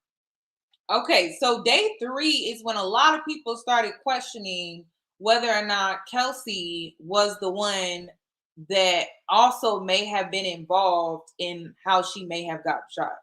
At this point, it could have been both of them. Like I said, maybe they were tussling. Maybe Tori and Kelsey was fighting, right? And they were tussling for that gun for whatever reason, and it went off. I mean, there's so many possibilities. They were both drunk, so much to the point where they couldn't drive. That's why they had a driver. So it's, I don't know, it's kind of interesting how none of these other factors are being made, because they could have both did it. It makes sense. It makes sense that they were fighting and she reached for whatever reason. Maybe she was the one that did it. You never know. So this is when people started to this is when people really started to see that maybe Tori wasn't the one that pulled the trigger, that it could have been Kelsey, because why else would she need to invoke the Fifth Amendment when it comes to her testimony? Government offered her immunity. They said that we will not prosecute you and use this testimony against you, so please testify. Her lawyer came back and said, well, that's not good enough. I don't want you to just not use her testimony against her. I want you to confirm to me that you will not prosecute her for any crimes arising out of this instance, out of this situation. The prosecutors said, yes, on the record, we will not be charging Kelsey for anything that came out of this incident. And then she testified. I'm going to go over the whole testimony in the next video, but here's the piece that we just left off at lunch. The courtroom is just, I can't even explain the tension. They asked her, at one point, did Tori ever say that I'll shoot you? And she said, I'm invoking my Fifth Amendment right, which suggests, they asked her, what's the context? When did he say? Ooh, y'all got a point with that. Y'all got a point with that. 5 rounds. Y'all got a point with that. See, and that's why I'm going back. Now I'm going back to Tori. I'm going back to Tori, like looking at you like you got an anger problem. And that's another thing. Tori has an anger problem. That is, he has a record for having an anger problem. We know how he gets down, right? So he could have gotten upset for so many different reasons and just went off and lost it because he was drunk. So I see, that's why I'm like, I don't know. I feel like Kelsey is covering for Tori. Maybe she was paid off, or maybe because her husband, the executive of Megan's old record label, is in cahoots with them, which y'all know that's now her ops when it comes to this situation. So they would be going against her. So I don't know, y'all. I don't know. Y'all making some good points. Because we all know that Tory Lanez has an anger problem. This is my thing, because I said this originally. We're going to get into the statement from September. We're going to get into it. This is my thing. Tory, you're in Calabasas. You're going to Kylie Jenner's house, who has like 6 security guards there waiting for your arrival. Then you have Megan's security guard. Then you have Tory's driver. I just don't understand. Like, he's in the safest neighborhood in Calabasas. Why would you be carrying around an unregistered gun when you really don't need it? You don't need it. I just didn't understand that. I don't get that. I don't get that. And then at the time, he was on probation. He was on probation while carrying an unregistered firearm. It just didn't make sense why he needed to go around carrying that to begin with. So that's why I feel like he needs to be held accountable for this entire situation, because it's like, sir, like you didn't need that firearm on you. And then this is my thing. If you're going to go get pissy drunk, why would you take your firearm anyway? I just don't get that. I don't get that. And see, these things that I'm pointing out, it really lacks accountability when it comes to being responsible while carrying a firearm. I don't get that. I'm going to shoot you. She said, I invoked the fifth, which suggests that the context was Kelsey was doing something. Perhaps Meg was also doing something that would incriminate her. That's the context. That's what I get from it. That's my opinion. That's my read of it. For those of you who have been telling me that I'm biased and that there's only one angle to this story and that a man pulled a gun and shot 5 times at another woman and that the prosecutors haven't charged him with attempted murder, but I'm biased. If you believe the story that a man pulled a gun and shot 5 times at another woman, he hasn't been charged with attempted murder, and now you have another woman in the car saying, I plead the fifth. All right, you heard the bombshell from this morning. Let me catch you up on the rest of Kelsey's testimony. They asked her, how are you feeling? She said, I don't want to be here. They asked her, what's triggering you? She said, quote, lies from Megan. She was asked, what lies? That I betrayed her, that I am a bad friend, that I took hush money. She was asked, how do you feel about the allegation that you shot Megan? She said, that's ridiculous. She was asked, how did you meet Tory Lanez? Me and Meg both met him at the same time at a Rock Nation brunch. She continued that after they met, Meg wanted to hook Tory up with Kelsey, that did happen, that Kelsey and Tory were engaged in an intimate relationship, that Kelsey got COVID, went back to Texas, and during the time she was back in Texas, having left LA, Tory and Meg started getting it on. They talked about the night of the incident. They got to Kylie Jenner's house around 3 to 4 p.m. She was a great witness, by the way. She answered everything extremely knowledgeably, extremely truthfully. I believe every word she said. She never seemed like she was trying to hide something, except when she pled the fifth, of course. Now, she's clarified this was not a party. Those were just people hanging out. There was maybe 5 or 6 people before Tory got there. There was a lot of alcohol. She said at one point she did pass out when she woke up. Tory was there. They were all in the pool. They were having fun. She confirmed a lot of the speculation. Tory was hooking up or trying to hook up, flirting with Kylie in the pool. Meg was very agitated, trying to leave with Tory. Tory did not want to leave. She contradicted Meg's testimony. Meg said, I don't remember ever leaving once and then coming back. Kelsey testified they all got in the car. They left without Tory. As they were going, Meg is rambling, being just weird, and then says, I forgot my slipper. Let's go back. They all go back to get her slipper. Then they grab Tory. Kelsey didn't go in at that point when they went back. But when they came out, Meg came out with Tory, and Meg said to Kelsey, bitch, Kylie told us it's time for us to go.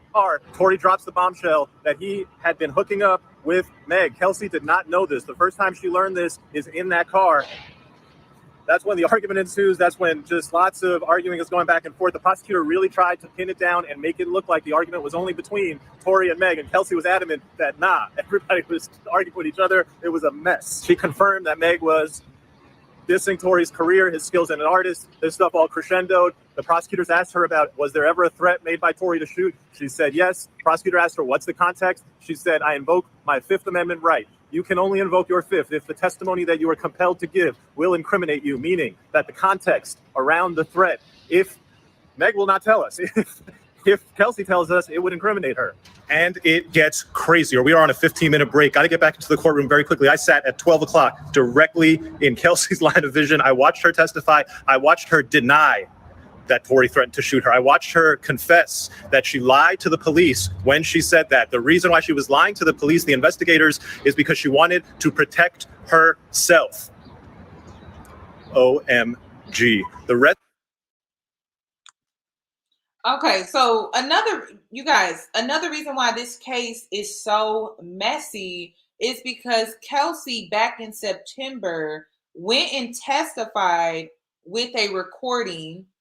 So now she's saying she lied. Y'all, I'm sick of them. This is what I was like, I'm sick of them. I'm sick of this. I'm sick of this trial.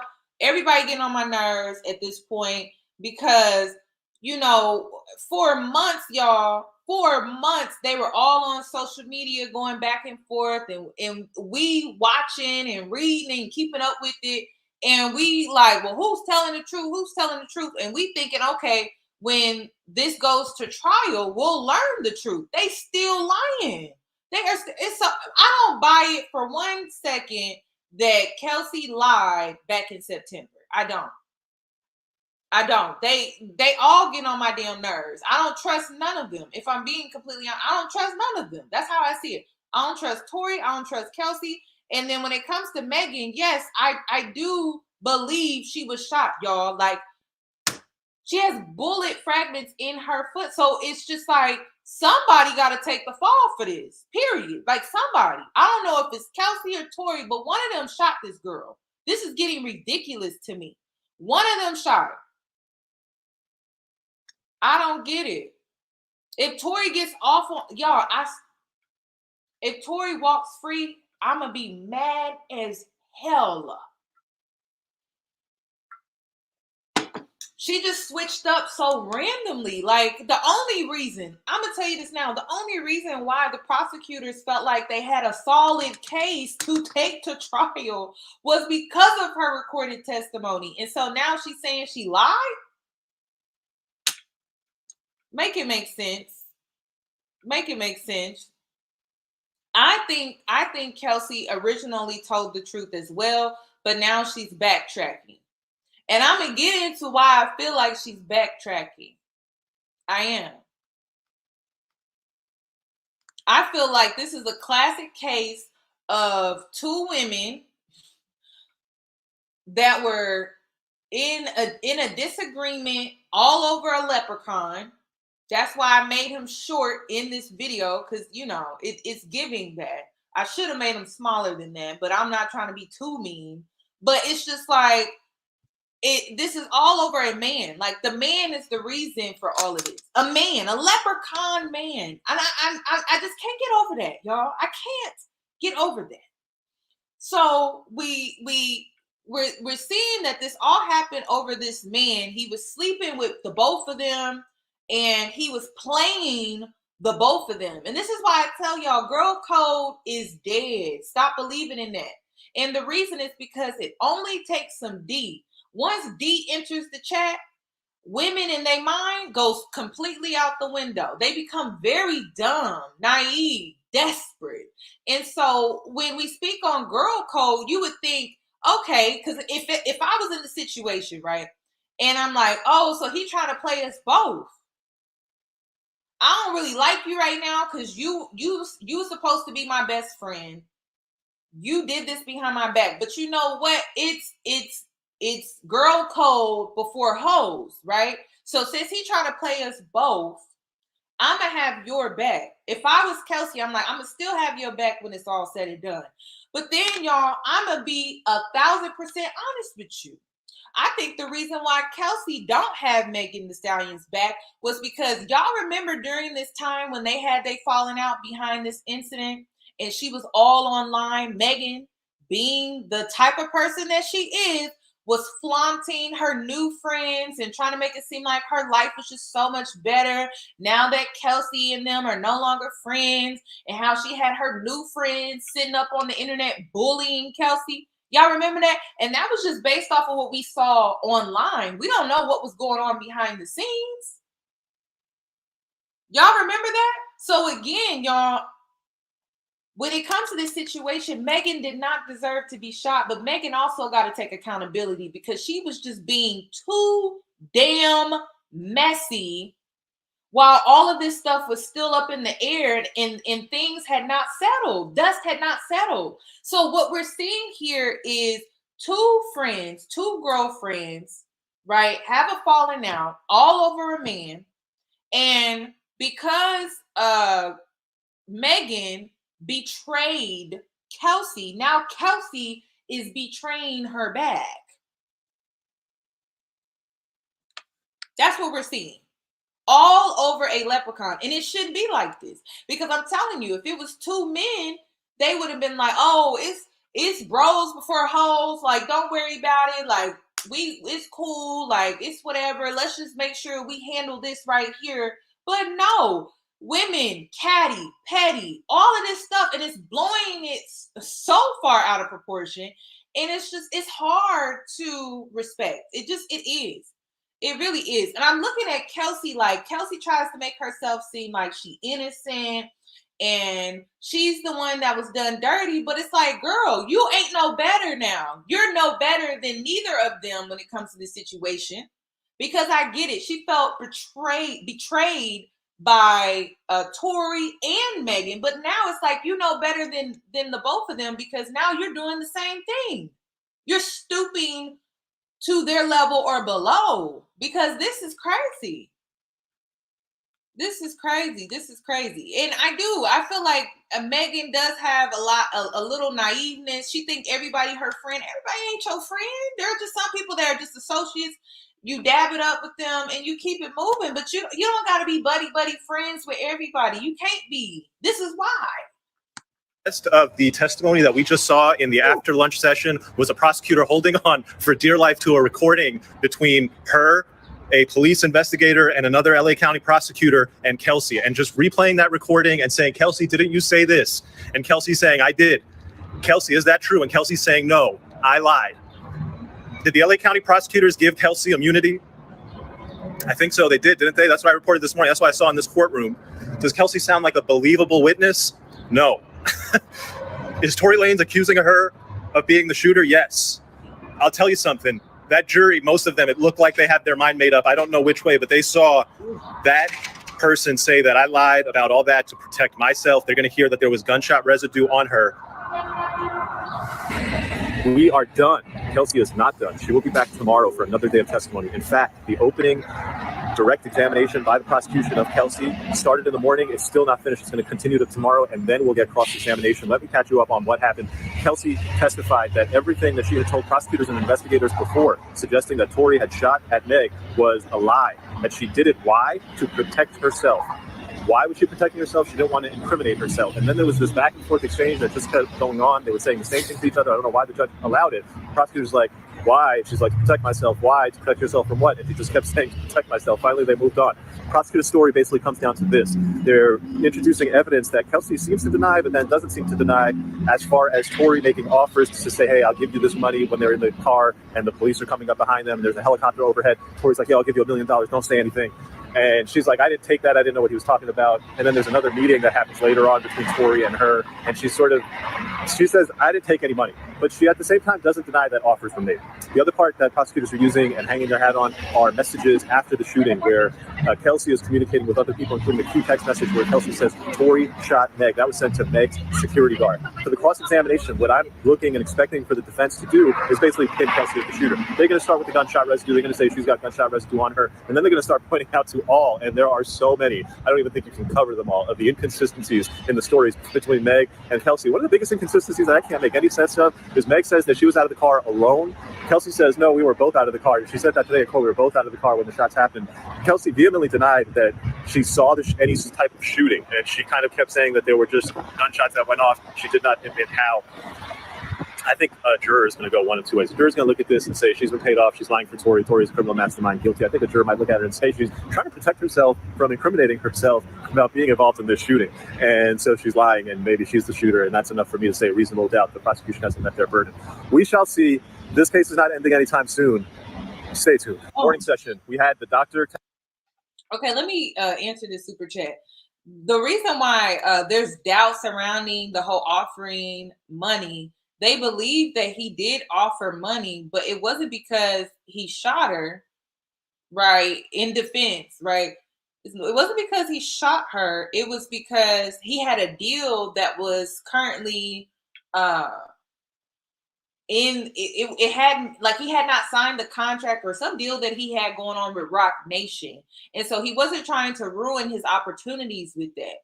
And so he just didn't want to be involved in the situation. But I don't know, y'all, because it's just, for me, it's like the only reason why you would offer money in that type of situation, regardless of if you had a deal in process with Rock Nation, is the fact that you did something. Like, you were the one that actually created the incident, the crime. Like, you were the one that did something. So I don't know. I wonder how they're winging that in court, because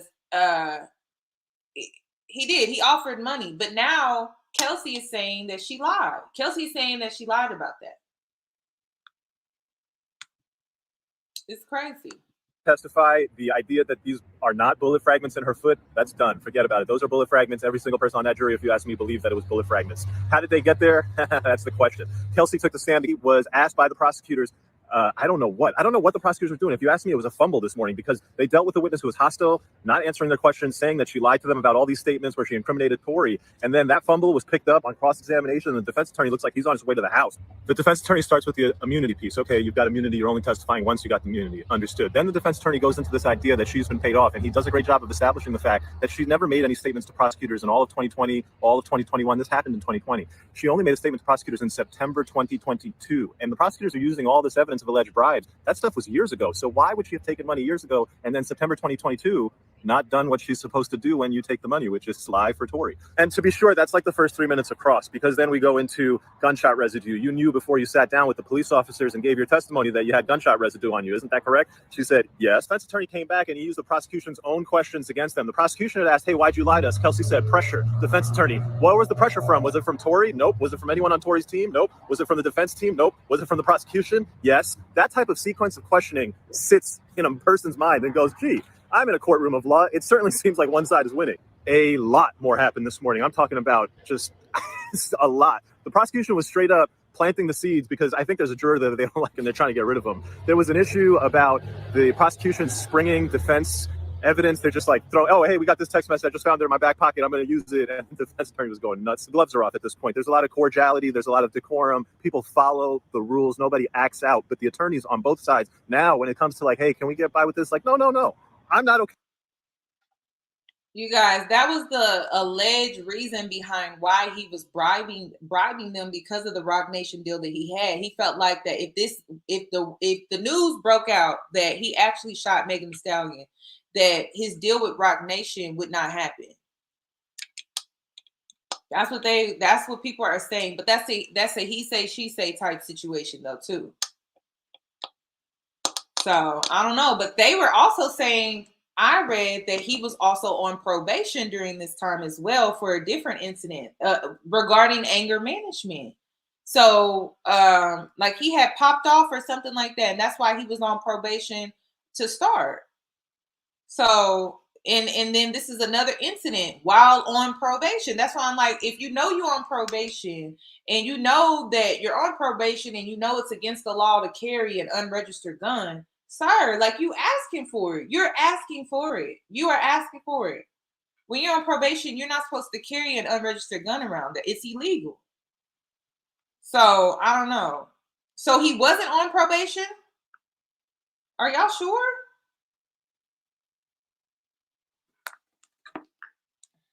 I'm gonna have to look into it.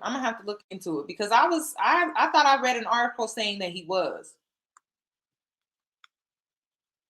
But let's continue. Okay with that. And, they're saying stuff kind of out of order, out of turn. People are starting to feel that trial pressure.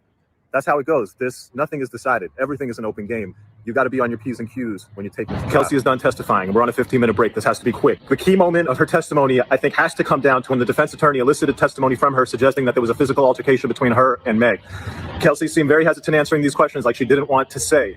However, she then said, hey, we both got out of the car. You will remember Meg testified that Meg got out of the car. She does not know where Kelsey was. Kelsey was on the passenger side, and that she turned around and she saw Tory shooting at her. Kelsey testified that this part she remembers. She and Meg both got out of the car, and that there was a physical altercation. Kelsey described it as a bump. The defense attorney was like, really? You guys are super drunk? You just got into a yelling match with her over the fact that she was hooking up with Tory without you knowing. You also mentioned to her that this wasn't the first time she betrayed you like that. She had done it with one other guy. Interestingly, the defense had said it was Ben Simmons and the baby. Kelsey said, I only named one name. She didn't confirm if it was Ben Simmons or the baby. And the defense attorney's like, so after all that, you guys both get out of the car, and all that happened between the two of you was a bump? I'll tell you, I don't think anybody in the room believes that the only thing that happened between Meg and Kelsey that night as far as a physical altercation is a bump, especially not when the rest of the testimony confirmed that other than discussing how she's going to be moving out of the Airbnb that she was staying at with Meg, and she's going to be going somewhere else, other than a brief communication about her living arrangement, the two of them have not spoken. They have not called each other on the phone. They have not met in person. I watched Kelsey Harris testify for 2 full days. I watched her struggle and hesitate and take abnormally long pauses when she did not want to answer questions. I watched her respond, oh, it was confusing, it was blurry, I don't know, I don't remember, when she didn't want to answer questions. I also saw her answer some questions in the morning session very confidently, very believably. But there was one question that she answered that when she gave the answer, I felt like I was seeing the real, authentic Kelsey Harris, a person I was having a conversation with at a coffee shop like a friend, not somebody testifying on the trial. The question was this: they asked her, did you hear someone yell, dance bitch? She said, now where did that come from? those words that loom so large over this trial, the fact that the prosecution claims, Meg claims, that that Tory yelled, "Dance bitch," and pointed a gun at her. Kelsey Harris said, "Now, where did that come from?" She didn't just say, "No, I didn't hear it." She said, "Where did that come from?" And she said it in a very authentic manner. Like she, for the life of her, cannot figure out where in the hell that came. After lunch, Kelsey got back on the stand. The defense attorney began his cross-examination. There was something called redirect examination by the prosecutor. Let me tell you exactly what happened. The defense attorney began by trying to introduce some sort of Rock Nation angle. I'm not sure where he was going with it. He asked Kelsey, "Isn't it true that weeks before this incident, Rock Nation was trying to sign Tory and the two of them had a falling out?" Kelsey said she didn't know what they are talking about. We will see if the defense has other evidence and how this angle plays into their theory. Turning to the rest of her testimony in the afternoon, Kelsey did confirm that Meg was, she used the word irritated. She was in her feelings over the fact that Tory was flirting with Kylie Jenner. Kelsey also confirmed that EJ was there. They could have left with EJ. They did not have to leave with Tory's drivers. She confirmed that they did leave once. Meg said, "I don't remember leaving once and coming back." Kelsey said, "Yeah, that happened. We left once. Meg was mad in the car that we had left Tory with Kylie, and then we went back because Meg said, 'Oh, I need my slipper.' We don't know if there was really a missing slipper. You can put that together yourself."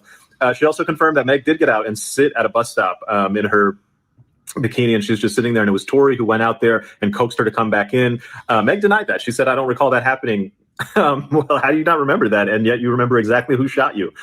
Okay, there was more. There was the confirmation that, yeah, we did get into an argument over men. That, yeah, Tory did say that he was hooking up with Meg, and that was the first time I heard that. And that did for the final day of the first week of the Tory Lanez trial. The prosecution is expected to put on witnesses. They're going to play a whole tape of Kelsey's recorded interview with the police. I'm not sure how significant that's going to be. Here are the witnesses who I think will be significant. Now, I expect the prosecution to call the only sort of completely partial outside witness to this incident, and that is the resident of the home near where the gunshots went off. That individual said he heard things. He said he saw the muzzle go off when the woman was near the gun. He said he saw what appeared to be two women fighting. If the prosecution does not call this man as a witness and they leave it to the defense to call him, that tells me a lot, that the prosecution is not putting on the truth. They're just putting on an extremely one-sided version of the story.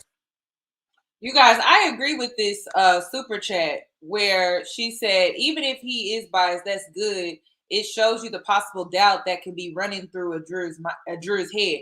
And I agree, y'all. Like, you're not gonna like it. You're not. And you gotta understand, because somebody was saying, "Oh, Megan's not on trial. Her sex life shouldn't be on trial." Do you not understand how things work in court? Girl, your whole life is on trial. Your kids could possibly be on trial. Your mama could be on trial. The only person that can't be on trial is your husband, your spouse. They gonna look into everything. A good defense lawyer will do that, y'all. So y'all can keep saying this, and this, but listen, it's a cold world out here. People don't care. They trying to get their money. They trying to get paid. Tory's trying to get off. So they're gonna bring out all the stops. That's why I'm like, you gotta know what you're getting yourself into. And that's why when it came to Megan Thee Stallion, it's like, girl, if you don't get on the stand and cry, hyperventilate, do something, girl. Like, y'all gotta understand, Megan's future is on the line. Her credibility is on the line. She may not be on trial. It's not Megan versus Tory. It's the state versus Tory. But you gotta understand that her future is on the line. Her career is on the line. Her credibility in the industry is on the line. So much is on the line for her. So when you are in the court and you got to know what you're going up against. You do. You got to know what you're going up against. You got to know. They are going to look into everything. Your character. Hell, if you go to church on Sunday, they looking into everything. Did you get good grades in high school? Were you a college high school dropout? Like, they gonna look into everything, y'all. That's how the system works. So I'm sorry, like, a lot of y'all are kind of being a little naive with that. They are going to look into everything. They want to know if you was out here smoking weed in the 5th grade, girl. They want to know everything. So just know that. Just know that. So when you do go, if you are ever going on trial for anything, just know they're going to look into every little thing about you. They are. So you got to know what you are up against. Unfortunately, not saying it's right, not saying it's fair. I'm not making any comments on what's right, what's wrong. I'm telling you how it is.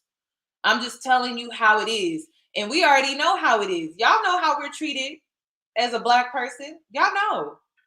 So it's like, come on. Come on, come on. I don't know, you guys. The reason why I don't feel like, because someone is saying, "Oh, people have a short attention span." No, people in the industry are not going to forget about this. They not. They not. I'm sorry, they not. And we're going to get into why I feel that way.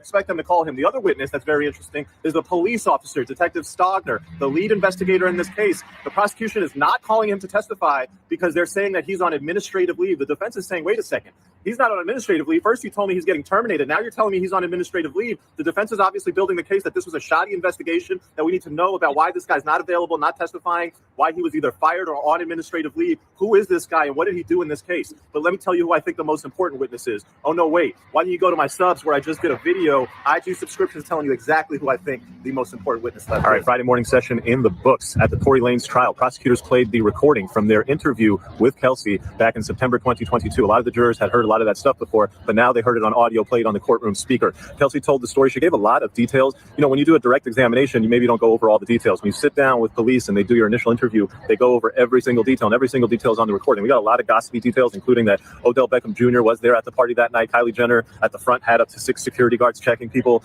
A lot more. You can go to my IG subscriptions. I give you all the gossip details. Let's get to the key part of the recording, and that's where Kelsey implicates Tory in the shooting and also makes statements about Tory putting out the idea that Kelsey denies taking any money, but she did acknowledge during the recorded testimony that statements were made to her that she could be paid. This was way back in 2020. As to the shooting, Kelsey said what prosecutors told the jury that she had told them before, which is that Tory was the shooter. They both got out of the car. Tory hopped into the front seat. He pulled a gun. He shot Megan. Week 1 has come to a close. We heard the rest of Kelsey Harris's recorded interview with the district attorney and their investigator. Let me catch you up on everything that went on. 2 ways you can look at this recording. 1, it's her honest account of what happened. She sounds confident. She sounds poised. She's telling you every single thing in sequence. 2, you can look at it as somebody who's giving rehearsed statements to police because she's guilty of crimes and doesn't want to tell the truth, and she's got her lawyers on the line and 2.5 years to prepare, so she spins a nice little story that makes her and Meg look good. I don't know. You be the judge. In her recorded testimony, she tells the whole story of what happened. We go to this gathering at Kylie Jenner's house. Apparently, when you go to a gathering at Kylie Jenner's house, it can be pretty cool. There's lots of security, as many as 6 when you pull up. OBJ is there. It's like a hotel. You get your own room to check into. Quite fan. The whole issue of Kylie and Tory and Meg getting jealous and them trying to pull Meg out, and then they leave, and then they come back because Meg said she forgot a slipper, and then Kylie kicks them out. And now we're in the car. Tory's saying stuff like, hey, Meg, why don't you tell your friend what's so funny, referring to the fact that Meg backdoored Kelsey by hooking up with Tory. And then they're like getting back at him like, yo, whatever, you're this, you're that. She's making fun of his career. You're only relevant because you were on a Jack Harlow feature. He's popping shit like, yo, I'm from Canada. Car. They both get out of the car. She sees Tory hop from the back to the front. He's got a gun and he points it and he shoots at Megan. That's the recorded statement. Does that add up and mesh with everything else? Well, how did the jewelry fall? How did the necklace get on the floor? She says, well, that's Tory physically assaulting me, and that's how all that happened. As far as her and Meg getting into an altercation, no mention to the police on the recorded interview. Was there a police officer or a detective from the LAPD at that interview treating it like she might be a suspect or hostile? Absolutely not. If you ask me, I don't think Tory was the only aggressor putting hands on people. That's what I get if you ask me when you look at the very different stories that everybody's telling and the part that the 2 females don't want to talk about. Remember the physical statures of the people involved. The idea that only men can physically assault women is a common misconception and not at all accurate. That's You guys, they're trying to turn this into another Amber Heard situation. That's why these men are going so hard. That's why they're going so hard, because they feel like oftentimes women are not held accountable. They're automatically painted out to be innocent. And so a lot of these men are wanting to see Tory walk free because they feel like the system that we live in favors women when it comes to situations like this, and it lacks accountability for women. But this is my thing. Megan was shot. Like, she was shot. Can you tell me how that happened? I just want somebody to tell me, how did the bullet fragments get in her foot? That's all I want to know. I don't want to know nothing else. I just want to know that part right there. That's all I want to know. Because these men, like I said, they can feel this way all damn day, but she didn't shoot herself. She didn't shoot herself. It's impossible. She got shot from behind, and it hit the back of her foot, her feet, her foot. I just don't get it. I don't get it. I don't get it. So That's what these men are trying to do. They're trying to say, oh, this situation lacks accountability. Megan needs to be held accountable. But Megan didn't shoot herself. They sound crazy. But free Gunna, free Young Thug. Free them though. Free them, because that makes sense. That makes a lot of sense. Oh my God, this is a mess. The shooting, then they all get back in the car. They're driving. Kelsey texts my security. She texts the security. That's the text. Tory shot Meg. 911. Is that a real text? Is that a cover? And then the rest was all of the aftermath. That when they get released, that there were indications made to her from Tory's team that they would invest in her business or that they'd be willing to talk to her about giving her money. Whether any of that was a bribe or was taken, Kelsey denied. And then what happened afterwards in terms of her communications with other people post the incident? She said that she basically never has talked to Meg. They had one conversation. Meg and her team were lying to her and saying that, hey, I'm really badly injured. I'm going to be out of commission for probably at least a year. There's nothing for you to do here. You need to get out of LA. And they basically shoot her away and sent her on to Houston, and she hasn't heard from her since. The recording ends with the prosecutors asking that, hey, are you just saying all this to get back into Meg's good graces? And she says, no, I'm saying all this to relieve myself of the burden of this. I just want to move on from it. On cross-examination, the defense highlighted a couple key facts about this interview. One, there was no police presence, nobody investigating or asking Kelsey hard questions. Two, there was no grant of immunity to Kelsey at that time. So if she did have stuff to hide her own criminality, she would not have been immune from making statements, and so she had an incentive to lie. Three, they had asked her during the interview about certain text messages that might be relevant to the investigation, but there was no follow-up. They never went back and said, hey, can we get those text messages? And four, the idea that her lawyers were on the line and that this is rehearsed, prepared testimony that she had a lot of time to get ready for and give. Like I said, ultimately, I don't know if you guys heard it or not, but Kylie did testify. But she wasn't a witness to the shooting. She just testified about that night, like what happened at her house. But once they left her house, she's not involved in it. She wasn't a witness. So, yeah. ultimately, what do you make of that recording? Well, you're going to listen to all the evidence in this trial. Trial continues next week, and then you're going to make your decision on who's lying, who's telling the truth. How did those bullet fragments get into Meg Thee Stallion's foot? And is Tory Lanez guilty or not guilty? Find out all that and more next week for exclusive, additional, interesting tidbits. Check out the subscription here on the main page. You will see posts about the DNA expert. You guys, she did. He said that she did, y'all.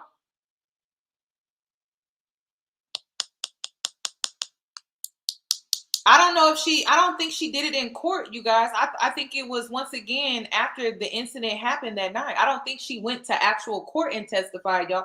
I think it was based off of what they gathered when this incident happened, because she had to give information about who was all there. She had to give information about when did they show up and everything like that. It was a statement that she gave. Maybe I should have said statement, but no, but she definitely gave a statement because she had to. She had so that she wouldn't be involved in all of this mess. So she gave a statement, you guys. She didn't testify. I'm sorry. But she gave a statement regarding that night. Expert and the ballistics expert who testified today. You're going to have to wait for that because I got to get some dinner. Let me catch you up on what happened with the DNA experts. So both of the DNA experts said pretty much the exact same thing with very minute differences. Here's the basics, then I'll tell you what I think. So they both said that the magazine was tested and there were 4 DNA profiles on the magazine, and you can tell that none of those are Tory. So most likely Tory never touched this magazine. On the gun, they both said the same thing, that there's 4 profiles on the gun, but it's inconclusive. You can't tell if the DNA is Tory's or somebody else's. Now, both experts agreed that you would expect to see Tory's DNA on the gun if he had shot it 5 times. The defense experts seem to go further and say, look, if he shot that gun 5 times and then they tested it, you would conclusively see that he's on it. You don't see that here, suggesting strong DNA evidence in Tory's favor. Now, then the prosecution wants to try to discredit the defense expert. He's like, aren't you getting paid by the defense? Don't you always work for defendants? He's like, yeah, the LAPD has their crime prosecutor, and then defendants hire private companies like mine to do the forensics. It's like, oh, okay, well, how much are you getting paid? The guy's like $250 an hour. How much is he paid you total? The guy's like $6,000. It's like, oh, well, it was really kind of just like, look, there's experts, man. This guy's been doing it forever. He's like, are you accredited? And he's like, no, I didn't apply for accreditation. I'm certified by the same people who do accreditation. It's like, well, what does that mean? He's like, well, twice a year, our lab people all get tested. They send them blind samples. They have to do the analysis, send it back, and then we get the results. He's like, oh, okay, well, what are the results? He's like, well, we never got anything wrong. And the guy's like, how do we know that? He's like, I'm telling you. It's like, how do we know you're not lying? He's like, well, you can check. I'll show you the records. And then he just kept going on and on. Look, at the end of the day, the DNA evidence came out strongly, I think, in favor of Tory. We'll see where the rest of the trial takes us. There was one other part, the big part, which is that they never gave the crime lab Kelsey's DNA. And so on defense, the defense brought out this point that, hey, if you ever get a case file and there's 2 people with GSR, wouldn't you expect to get 2 people's DNA? And the guy's like, yeah, that would make sense. If there's 2 people who tested positive for the GSR and we're testing one's DNA, we ought to test both DNA. Done. All right, welcome back. Week 2 of the Tory Lanez trial. I'm walking into court right now. Today, the prosecution is expected to rest their case.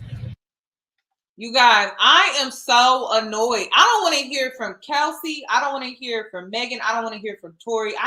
I need these witnesses to come forward. I need to hear their testimony because I can't. I'm annoyed. Like, this should have been wrapped up in 2 days. We going on the 7th day. This better be wrapped up by Christmas. I do not want to be talking about who shot man, who shot Meg by Christmas Day. This needs to be wrapped up quick. Because it's just like, oh my gosh, this is too much. The defense is expected to open their case, and what I think they're going to start with is the eyewitness. If I were them, I would start with the eyewitness. He's the most impartial person. His house, last week at trial, they established with the ballistics expert that given where the gun casings fell, the shooting happened in a very close proximity to where this eyewitness's window was, from which he said he heard the sound, then he looked out the window. We will see what they start with. I'll keep you up to date. We're going to have a lunch break update. There's going to be an afternoon break update. That comes around 3 o'clock. That's going to be subscribers only. Then there's going to be an evening full day recap. Huge updates in the morning session of week 2 of the Tory Lanez trial. The one independent witness, the homeowner who was at the house right in front of this shooting, will testify this afternoon. The defense is calling him as a witness. The prosecution didn't call him. That's a shame. Number 2, the judge allowed rap lyrics into evidence. That's a huge shame. Let me tell you, not just did they let the rap lyrics come in, the rapper is not even here. They're using a rap song allegedly done by Kelsey. Kelsey is not here to testify about the lyrics. Instead, the judge allowed an investigator to say, I heard the song. This is what it says. Here's evidence for this case. Unbelievable. The only thing more shameful was the prosecution's presentation of the rap lyrics using one of their investigators. Let me show you how that went down. Let me tell you what this investigator did on the stand today. And somebody call the governor, because first off, the rap lyrics should never have been used. And this investigator should, let me tell you, listen to this. It's absurd. So then the prosecutor says, hey, in this song, doesn't it say, isn't this Kelsey rapping that, oh, I didn't shoot you should clear my name? And the investigator's like, yes. Okay, defense goes up. Hey, in this song, doesn't Kelsey also rap about Meg is lying to the DA and Meg is lying to her manager, and that her manager, somebody named Dez, is making threats on Kelsey? And the investigator's like, no, I don't know. Can you show me playing dumb? And the guy's like, wait, didn't you come here to testify about what this song says, but you can't answer? You guys, I'm about to play the song for y'all. Yeah, I know y'all really hate it. Sucking behind my back. Who really on their knees? You were overachiever. All you do is succeed. Claiming you a pimp, huh? But you're slipping on your Mac and you're lying to your label. Do they really know what happened? Shut your. Cause you know it wasn't me. I was 10 toes down whenever you had beat. It's a goddamn shame. All you had to do is play your best friend name. All you had to do is keep it real and stay the same. But you switched up on me for the money and the fame. Who shot you? I thought Barry County said so. You an H0T though, huh? Out of here. Yeah, I know y'all really hate it. Yeah, I'm tired. I'm tired because I'm tired. I know the prosecution team, I know they like, what have we gotten ourselves into? I know they were not expecting this turnout. I know they weren't. So Kelsey, girl. That's why, like, when it comes to this rap song that she released, it makes me believe that the statement that she made, the recorded statement that she made back in September, was the truth. Because in the song, she said, let me just play it again. Listen to the lyrics one more time. Yeah, I know y'all really hate it. Sucking behind my back. Who really on their knees? You were overachiever. All you do is succeed. Claiming you a pimp, huh? But you're slipping on your Mac and you're lying to your label. Do they really know what happened? Shut your. Cause you know it wasn't me. I was 10 toes down whenever you had beat. It's a goddamn shame. All you had to do is play your best friend name. All you had to do is keep it real and stay the same. But you switched up on me for the money and the fame. Who shot you? I thought Barry County said so. You an H0T though, huh? Out of here. She said she didn't shoot her, y'all. She said it in the song that she did not shoot her. Y'all, it's too much.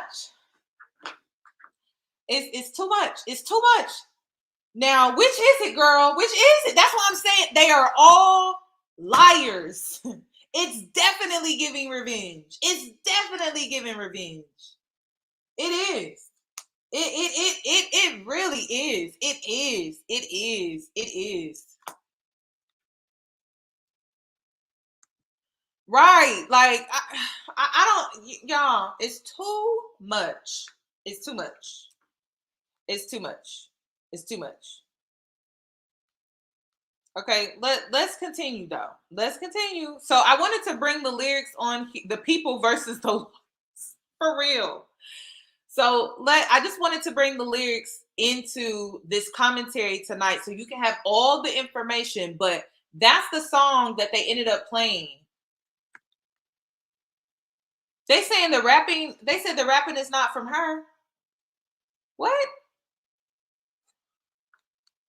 Let's rewind because he's referring to this song, y'all.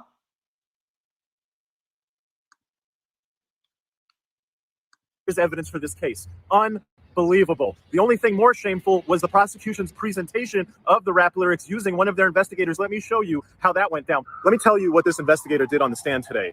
Somebody called the governor because first off, the rap lyrics should never have been used. And this investigator should, I mean, let me tell you, listen to this. It's absurd. So then the prosecutor says, hey, doesn't it say, isn't this Kelsey rapping that, oh, I didn't shoot you should clear my name? And the investigator's like, yes. Okay, defense goes up. Hey, in this song, doesn't Kelsey also rap about Meg is lying to the DA and Meg is lying to her manager and that her manager, somebody named Dez, is making threats on Kelsey? And the investigator's like, no, I don't know. Can you show me playing dumb? And the guy's like, wait, didn't you come here to testify about what this song says, but you can't answer any of my questions on the stuff that doesn't fit your narrative, basically? So the prosecutor comes back on and says, hey, wait, but all that stuff about lying, there's only one mention of lying with the DA, isn't there? And so this investigator is like, yeah, there's only one. Okay, now the defense goes on. Hey, wait, I just asked you, can you tell me about all the other mentions of lying? You said you don't know, you have to review the whole song. But when the prosecutor came up and asked you to confirm there's just one, you just jumped out of your seat and were like, yes. How does all your memory come back about the song when the prosecutor asks you questions, but you know nothing when I ask you? A very, very fair point from the defense. Look, we'll see what the eyewitness has to say, but like I said, somebody call the governor. Using rap lyrics of the defendant where the defendant can actually defend himself against the lyrics is one thing. Using the rap lyrics of another rapper where that rapper is actually in court and you can ask him questions about what the song is after the prosecution uses it is another thing. Using rap lyrics about a song that we don't even know who wrote it, who's singing it, some investigator says they found it on the internet, is a whole other thing. And then when that investigator decides to have selective memory, just like Meg and Kelsey, whenever the defense asks them a question about a song that their sole job, the only reason they're here is to listen to that song, come to court and testify it, but you don't remember a single line about, oh, I'm lying, about, oh, managers are threatening me, about, oh, you don't remember any of the stuff. That's a neutral investigation. That's what's going on in California. And redoing their whole case because they didn't expect Kelsey to go on the stand and say, oh, I was lying when I said Tory shot her. Tory. You guys, I'm sick of Kelsey. I'm sick of it. Okay, I told y'all I don't think Megan told her team everything. I don't. Because if Megan told the truth about what happened and she told them everything, I don't think they would have advised her to do that interview with Gail. So, you guys, he's talking real fast because I did speed it up a little bit. So if it seems like he's out of breath, it's because I have him sped up. Okay. So, yeah, I don't think Megan told her team every detail from that night. I think she withholds some information, and that's why she was advised horribly. Because if you speak to any legal team, they will tell you straight up, like, I would not have encouraged her to do that interview at all. And then think about it, you guys. She did that interview 7 months ago, I think, like 7 months ago. Do you not understand? Tory's team had 7 months to get their defense together. 7 months. 7. So they knew how they were going to they knew how they were going to attack this. They knew. I don't know who told her that was a good idea. I don't. That was a horrible idea. I don't know who told her to do that. didn't shoot her. So now that she said that, the prosecutor's going back and just recalling witnesses and trying to introduce more text messages and more evidence at the last minute because they have to scramble to kind of deal with Kelsey changing her story. And one of the witnesses today that they brought back was the officer who arrested Kelsey, put the cuffs on her when they were taken out of the car. And the prosecutor asked her, hey, what was Kelsey's demeanor like? Oh, she was very distraught. She was crying. Hey, did Kelsey say anything to Meg? Yeah, she checked on Meg. Meg, are you okay? And then the cross-examiner went on, the defense attorney went and said, hey, well, what was Tori's demeanor like? I don't know. Did you see him? No. Were you right next to him the whole time? Yeah, for about 20 to 30 minutes. Kelsey was in front of me. Tori was in front of me. I was standing right there, but I didn't hear what they said to each other. And I couldn't tell you what Tori looks like. She was so ready and eager to answer the question about Kelsey's demeanor and what Kelsey said to Meg, but refused to say anything or just said, oh, I don't recall hearing anything. You know, the investigator in the morning was really disappointing. The police officer was really disappointing. The trial is a search for the truth. And if you think the prosecution is putting on a fair, balanced search for the truth and that the media is biased or going against the prosecution, you have no idea.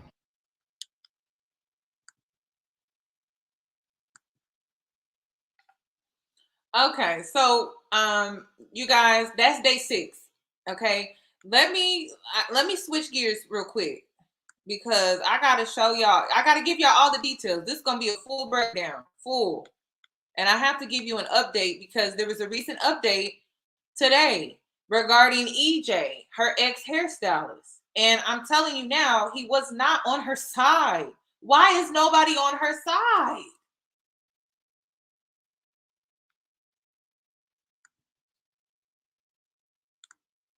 So let's go ahead and get in. Let's go ahead and get into it, y'all. This is a mess. I'm sick of it.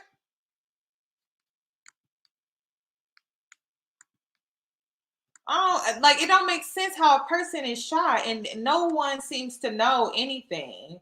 And then the people that do seem to know something, it's not in favor of her or her situation.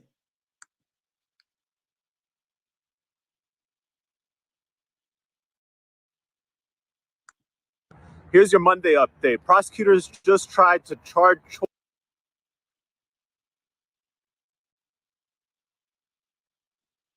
Tori with 2 new felony counts of intimidating a witness. Let me try to close. 1 for intimidating Meg, 2 for intimidating Kelsey.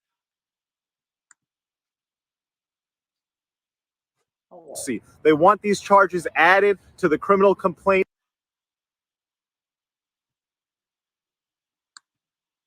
And they want these charges to go to the jury at this trial. The judge said, what? Hold up now. I don't know why it's doing this. It's buffering. We just finished pretty much all the testimony. By the way, there's about 1 day of testimony left, maybe 2. And you guys want to add 2 new counts for what? Based on what? How long have you had this information? They said, well, we know that Oh my gosh. he's been threatening to pay them $1 million, and we had that information a while ago, but we didn't know how they were going to testify. Okay, switch gears. You guys, I'm gonna just play it on my phone because I don't have time for this. I don't. Here's your Monday update. Prosecutors just tried to charge Tori with 2 new felony counts of intimidating a witness, 1 for intimidating Meg, 2 for intimidating Kelsey. They want these charges added to the criminal complaint, and they want these charges to go to the jury at this trial. The judge said, what? Hold up now. We just finished pretty much all the testimony. By the way, there's about 1 day of testimony left, maybe 2. And you guys want to add 2 new counts for what? Based on what? How long have you had this information? They said, well, we know that he's been threatening to pay them $1 million, and we had that information a while ago, but we didn't know how they were going to testify. The judge said, no, that's not how this works. You cannot add these charges to this trial right now. It would be so unfair to the jury to hear, to the defendant to hear that this is what you're trying to do. So the judge denied it. If they want to charge him with intimidating a witness, they can do that with a separate case. It's not going to happen on this case. As to the rest of the trial, testimony will conclude probably tomorrow, maybe the day after. Closing statements coming on Wednesday or Thursday. We should get a verdict. I don't know how long it's going to take the jury, but this is going to be given to the jury by Thursday or Friday. More updates to come. Wow. Well, you guys, I don't know. I don't know. Hello? Can you open the door? Okay, hold on. I'm live. Hold on. I didn't know the door was locked. Elijah, just give me a sec. Just give me a sec. Damn. I know I have a habit of doing that. Okay.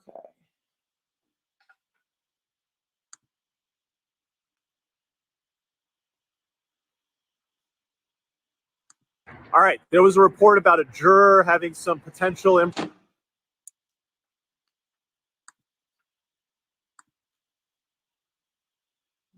that.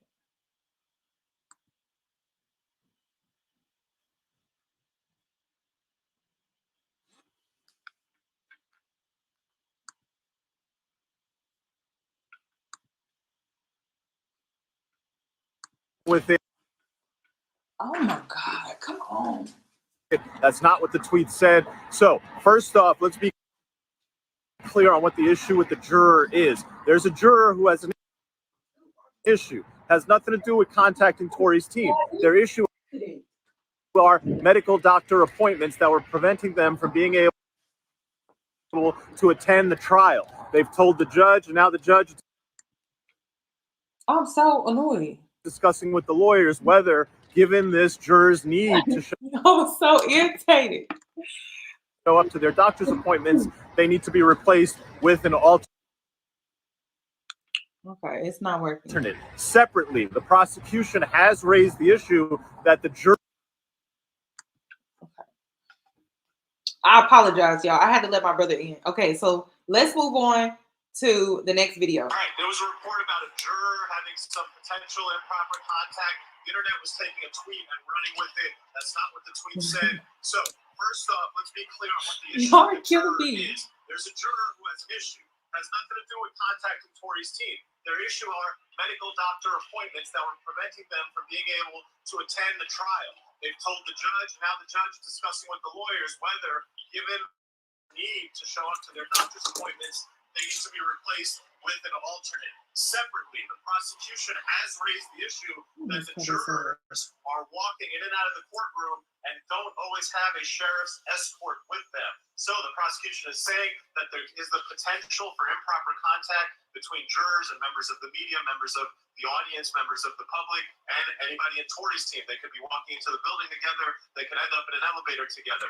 And so, as a result, the prosecution is asking the judge to make sure that the sheriff's department escorts the jurors in and out of the courtroom and make sure that there is no improper contact between jurors and the defendant or the media or members of the public. That's all. I don't expect this to be a big issue. We will see if ultimately this juror gets replaced or not. But like I said, just not a big issue.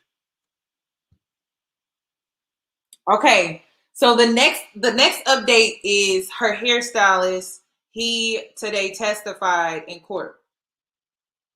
Ex-hairstylist EJ testified. Let me catch you up on what went on with him. It was a very, very interesting testimony from him. First of all, I'm 6'4". This guy's like 6'5". Huge presence, heels. He's like clicking, stomping through the courtroom. He had beautiful flowing hair down to like his belly button. Bright pink suit on, amazing presence. And then the scene that he walked into. So we had lunch, then we come back from lunch, and like 30, 45 minutes goes by. The judge isn't there, the lawyers aren't there. Everybody's very confused. What's going on? What's going on is nobody had ever heard what EJ had to say before. And so the lawyers and the judge were in the back going over with EJ to make sure his testimony is appropriate to present to the jury. Now, when he comes out, the defense attorney presents him as their witness. He's the defense's first witness. The defense attorney explains to the jury that nobody has ever spoken to him. The police have never interviewed him. No one knows what he's going to say. There was a moment where the question is asked to EJ, hey, at some point in the night, did something happen to Meg that gave you concern? And EJ lets out a big sigh. And he's like, yes. And we were on the edge of our seat, like, what is he about to say? Then he's like, her wig started slipping. And It's like, yo, a wig started slipping. I went to her. I was like, yo, we got to fix this wig. We tried to fix it, and then it started slipping some more. We went to the bathroom. In the bathroom, we realized this wig cannot be fixed, and we were ready to go. The rest of his testimony, let me take you where he went. First off, amazing witness, great presence, believe everything he said. I'd said that about Kelsey in the morning. By the afternoon, nobody believed anything Kelsey said. The whole day, EJ testified. The whole day, everybody believed what everything EJ said, if you ask me. So EJ testified. They get there. They check into their room. Kelsey goes, starts playing pong. Meg changes, comes down. She's playing pong. Everybody starts hearing his defense attorney. Hey, how much did they drink? He's like, a lot. Like, how much? And he's like, well, EJ, I remember at some point thinking to myself, damn, that's a lot of bottles these people have gone through. And the defense attorney established that there was about 6 to 8 people there who had drank almost 6 to 7 bottles, according to EJ. On cross-examination, the prosecutor came out and he's like, well, how many people were there? Were some of them, wasn't Odell Beckham Jr. there? He's a big guy. And EJ was like, BJ wasn't drinking. That's kind of killed the prosecutor's point. Look, EJ established they're very drunk. The other big point that EJ established, he said that Kelsey packed her own bag. He said that he had seen previously in Meg's luggage and her items things for personal protection like mace, a taser, and what looked like a handgun. He didn't see it that night, or he doesn't recall whether he saw it that night, but before he had seen it. He established that Kelsey packed her own bag and that he moved Kelsey's bag from his car to the trunk of Tori's car. And then the defense established that if you look at where the bag is, Kelsey's bag, when the police pulled over the car, the bag is not in the trunk anymore. The bag has been moved from the trunk, over the third row, and it's now in the middle of the bench seat. So, question, did somebody move that bag? Did the gun come out of the bag? That's where the defense is going with this. The rest of EJ's testimony, he basically said that, there was this issue with Tori and Kylie, and it eventually gets Meg to be irritated, not acting like herself. He also explained that Corey Gamble was there, suggesting that, it's time to go, and that's when he felt a little uncomfortable, like, we need to get going. There was a laugh out loud moment in the courtroom when he was like, the defense was like, why'd you feel like you needed to go? He's like, I don't want to, I felt like we were the black people. We were the last people there, and so I didn't want to be the last black people there. The whole courtroom laughed. I laughed. EJ was, like I said, just a tremendous witness. And the rest of the testimony, it was just tit for tat. The defense would bring something up. The prosecution would bring something up. So, the prosecution's like, oh, did you see Kelsey with a gun in her bikini bottoms? And EJ was like, no. So the defense attorney would go up and be like, did you see Tori with the gun in his swimming trunks? And EJ was like, he wasn't wearing swimming trunks, he was wearing drawers. The defense attorney's like, he's wearing what? He's like, he's wearing drawers. He's like, what do you mean? It's like boxer short, like drawers. There was a point about cooking, and the cross-examining, the defense attorney was bringing out all of the lies in Meg's statement, and so then the prosecution tried to get EJ in the line. He's like, wasn't Meg cooking? And EJ's like, yeah, Meg was cooking. He's like, wasn't she cooking nachos? And EJ's like, no, I remember tacos. He's like, are you sure it was taco night? Are you? Like, oh my God, what are we talking about? It's another part. The prosecutor is like, they were very drunk. Well, are they happy drunks or are they mean drunks? And EJ's like, what do you mean? They're what does that mean? And then it really blew up in the prosecutor's face because EJ's like, well, they're party starters. They can be happy. But, Meg can also go left. Meg can be very wild. She can be not herself. Kelsey can be like the Tasmanian devil. She can cuss you out. She can really start barking. And, if you ask me, listening to that part, it was like, okay, yeah. Ultimately, EJ made for entertaining witness, other than the fact that he established that Meg lied about things and was not being completely truthful about things like, why she didn't want to leave, whatever. But the big thing that he established was that Kelsey packed her own bag, that he put the bag in the trunk. Why? During the time that they moved this car with the bag on from the trunk to the middle seat. That sounds very interesting to me. That's a good point established by the defense. All right, subscriber only post. Here's the details that you're going to like. All right. All right. Okay, so when it comes to EJ's testimony, basically what you really need to know is that he urged for Megan Thee Stallion to leave. He repeatedly urged Megan Thee Stallion to leave Kylie Jenner's party the night of the shooting. That's all you need to know, basically, out of his whole entire testimony, is that he was asking her to leave, urging her to leave. So that means she had to have been pretty intoxicated if he was urging her to leave. Then Kylie also made a statement the night of the incident that she was urging, well, not urging, but like basically telling Megan and Tory that they had to go, they had to leave. So clearly there was a lot going on with that. But I don't feel like EJ's testimony really does anything. It doesn't do much for me, y'all. It doesn't really do much for me. It doesn't really explain who shot her. It just I don't get the point of his I don't get the point of his testimony. I really don't. I don't know why it's relevant at all. I don't. But you guys, when they're trying to, depending on, who cross-examined him, they're literally like poking for any information, anything that could prove a point or prove, their innocence, depending on who was cross-examining him. And I wonder, who was it? Was it the defense or was it the prosecutors? Oh, y'all, it don't look good. He also said, EJ also said that Megan is very different. Megan is a very different person when she's drunk. And he also stated that she was past faded the night she was shot in her feet. I'm just trying to give you a quick little summary.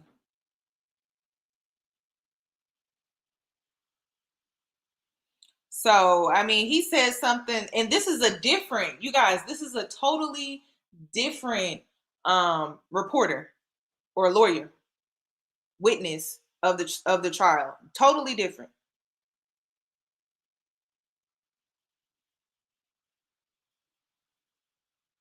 And then he also said that she was past, when it comes to her being drunk, she was past being faded.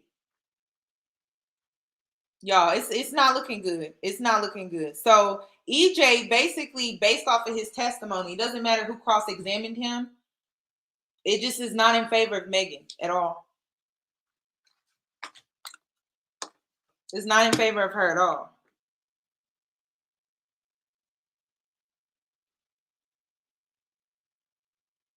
And then he also is saying that her energy shifted. Like when Tory arrived, both Kylie and Megan were happy to see him. Then he said she said Kylie Meg started drinking again with Tory. Then EJ noticed Megan's energy shifted from fun Megan to irritated Megan.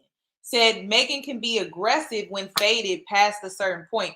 Ooh, y'all, this don't look good. This don't look good at all. Let me go ahead and pull it up because I want y'all to see. Let me put the receipts on the screen. This don't look good at all.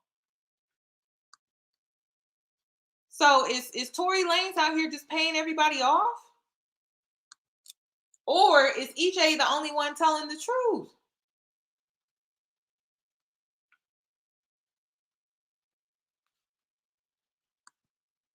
And I unfortunately, y'all, EJ is not the only one that talks about how during this time Megan had a really bad drinking problem.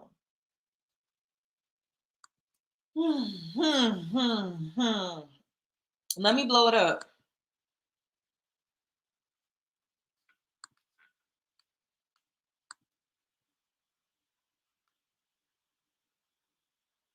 Yeah, so EJ, who says he doesn't drink, was already on alert because he witnessed Megan intoxicated, making a slight comment to Kylie Jenner at one point after Kelsey told Kylie, "You're fun, you're a vibe."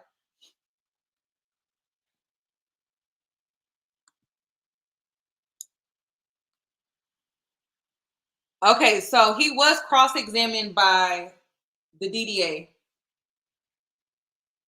So EJ describes Kelsey as a happy drunk. Kelsey is just a little Tasmanian devil, a short, wild party starter. Okay, but she has a lot of bark, so she can cuss you out. Okay. So this is too much. And again, like this goes into when Tori arrived, Kylie and Megan were happy. And then EJ says that he noticed that her energy switched. Then this is the last part. Like I said earlier, he went into saying, I think you said Megan's a different person when she's drunk. And then he responded, yes, when she's past the faded point. And then again, the person asked, was she past the faded point that day? And EJ responded, yes.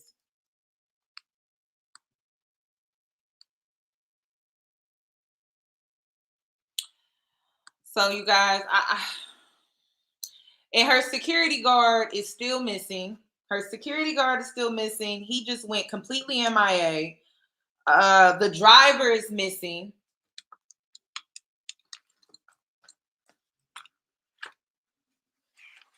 I don't know what to believe anymore, y'all. Like I'm tired.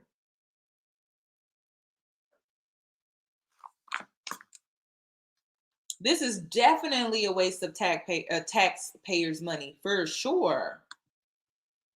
So then this is another thing that I want to point out. And then I'm almost done, y'all. This is my last point that I want to make, really. Because this goes beyond what happened that night.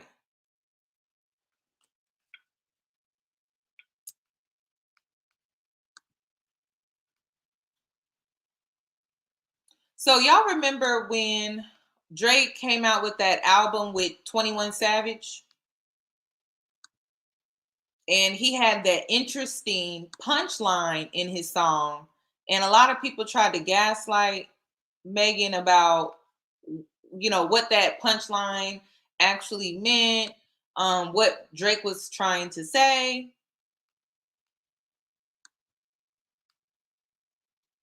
So I'm going to read the lyrics again. It says, this beat lie about getting shots, but she's still a stallion. Drake raps on the track. And then he says, she don't even get the joke, but she's still smiling. So I always felt like that was an interesting punchline that Drake decided to use.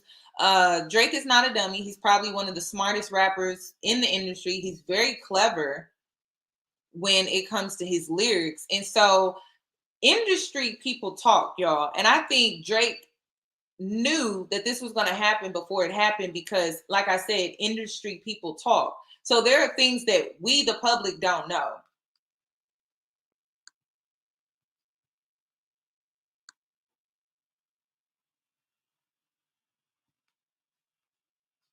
Then I know a lot of you guys were upset because I don't know what's going on. Like, why is it doing that? Oh my God, Drake is super, super petty. But also, a lot of people were mad because Joe Budden went on his podcast and said that he didn't like her. And he was saying that because of Nicki Minaj, y'all.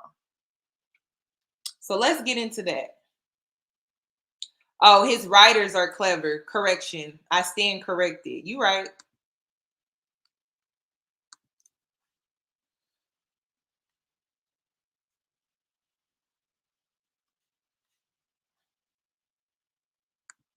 Okay, let me try to blow this up here. Elijah, are you playing the game? Why is the internet so slow? I don't understand. Okay. Okay, shh.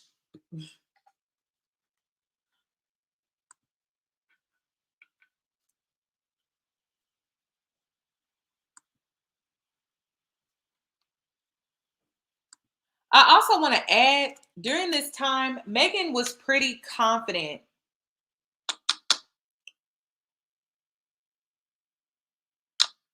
Okay, so it says here, when MF Facts come out, remember all y'all whole ass favorite rappers that stood behind a ninja that shot a female. Y'all, it's my brother. God, he all up and through this live right now. I'm trying to be professional, but it's like, why is my internet so slow? Okay.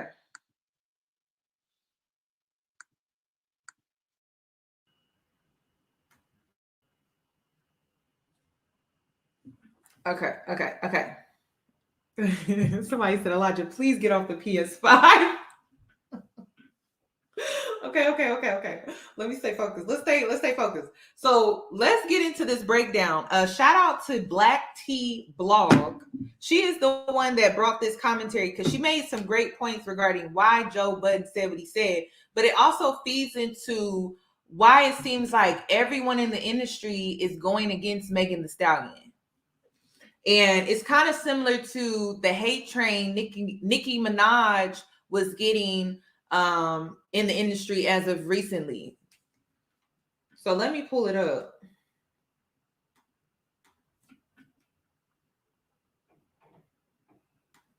Horrible things to some really great people that I have long-standing relationships with in this industry. So I'm biased. Like, you can't just treat my friends and people and people I've seen in this game for 15 years a certain way. And to be honest, you guys, I've kind of heard similar situations where Megan has actually been very rude and also said a lot of things about artists in the industry behind the scenes, i.e. one of those people being Nicki Minaj. I was told that Megan Thee Stallion, after she got her, feature with Nicki, was going around allegedly talking about Nicki very badly, talking about how Nicki was acting on set, just saying some very ugly things about Nicki. And it was actually relayed back to Nicki. Megan was speaking to people that she thought wouldn't take that gossip back, allegedly, but they did. It was also revealed that Megan Thee Stallion completely lied to Nicki. It was under the impression that Megan Thee Stallion would go on Queen Radio and Nicki would give her a feature for her song Hot Girl Summer, allegedly. Hey, if I'm going to do this song, you have to come on Queen Radio. I'm not going to do the song if you don't come on Queen Radio. But the day that Megan was supposed to show up, she didn't answer her phone, didn't answer no text messages, and completely ghosted Nicki after already getting that feature. So I've heard a lot of things about what Megan does behind the scenes. Again, this is all alleged, sip or spit, but you guys let me know what you think about it down below. What do you think Joe Budden means about Megan treating people in the industry bad? And how do you feel about that after knowing that Megan Thee Stallion has been proven to allegedly be a liar? Of the trial. So you guys, it's a known thing in the industry that she lies a lot. Not based off of this situation when it comes to Tory Lanez, but this is why like a lot of people in the industry are going against her, is because there are certain things behind the scenes that we don't know about. But at the end of the day, you guys, there was only 2 people there, potentially 3 when it comes to the driver, that could have shot her. So how did she get shot? I don't get that. I'm telling you guys, I feel like this. Let me give you my overall assessment. Do I think people have been paid off? Yes. Yes, I do. A lot of people, more people than we may think, because everyone is just talking about Kelsey, but I think there were way more people paid than we think.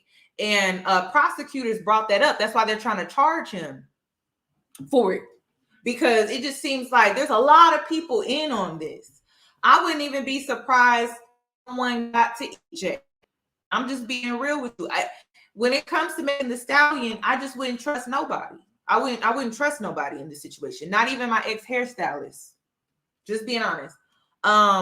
I think this is a revenge on Megan Thee Stallion, like from an industry standpoint, because of the label.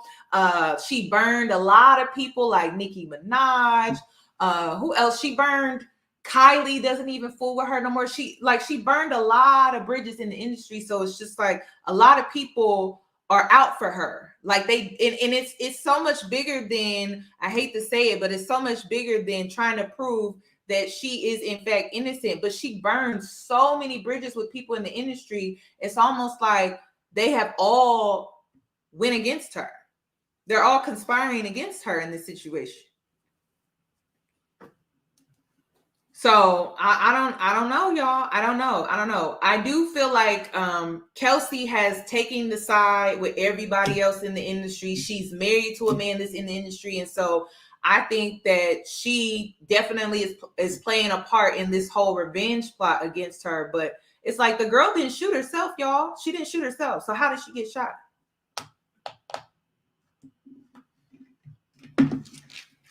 Oh, that's a Barb channel. I didn't know that. That's interesting. But I do believe Joe Budden was talking about if he was talking about Nicki Minaj, because Nicki Minaj did go on his platform and gave his platform a lot of views when she went on his platform. So I can see how he's kind of in her defense when it comes to this trial, and he's saying openly that he is biased. And we don't know what was told to Joe behind the scenes when he did that interview with Nicki Minaj. We have no idea what was said. So I don't know, you guys. I still think Tory shot Megan because the girl didn't shoot herself. She got something happened.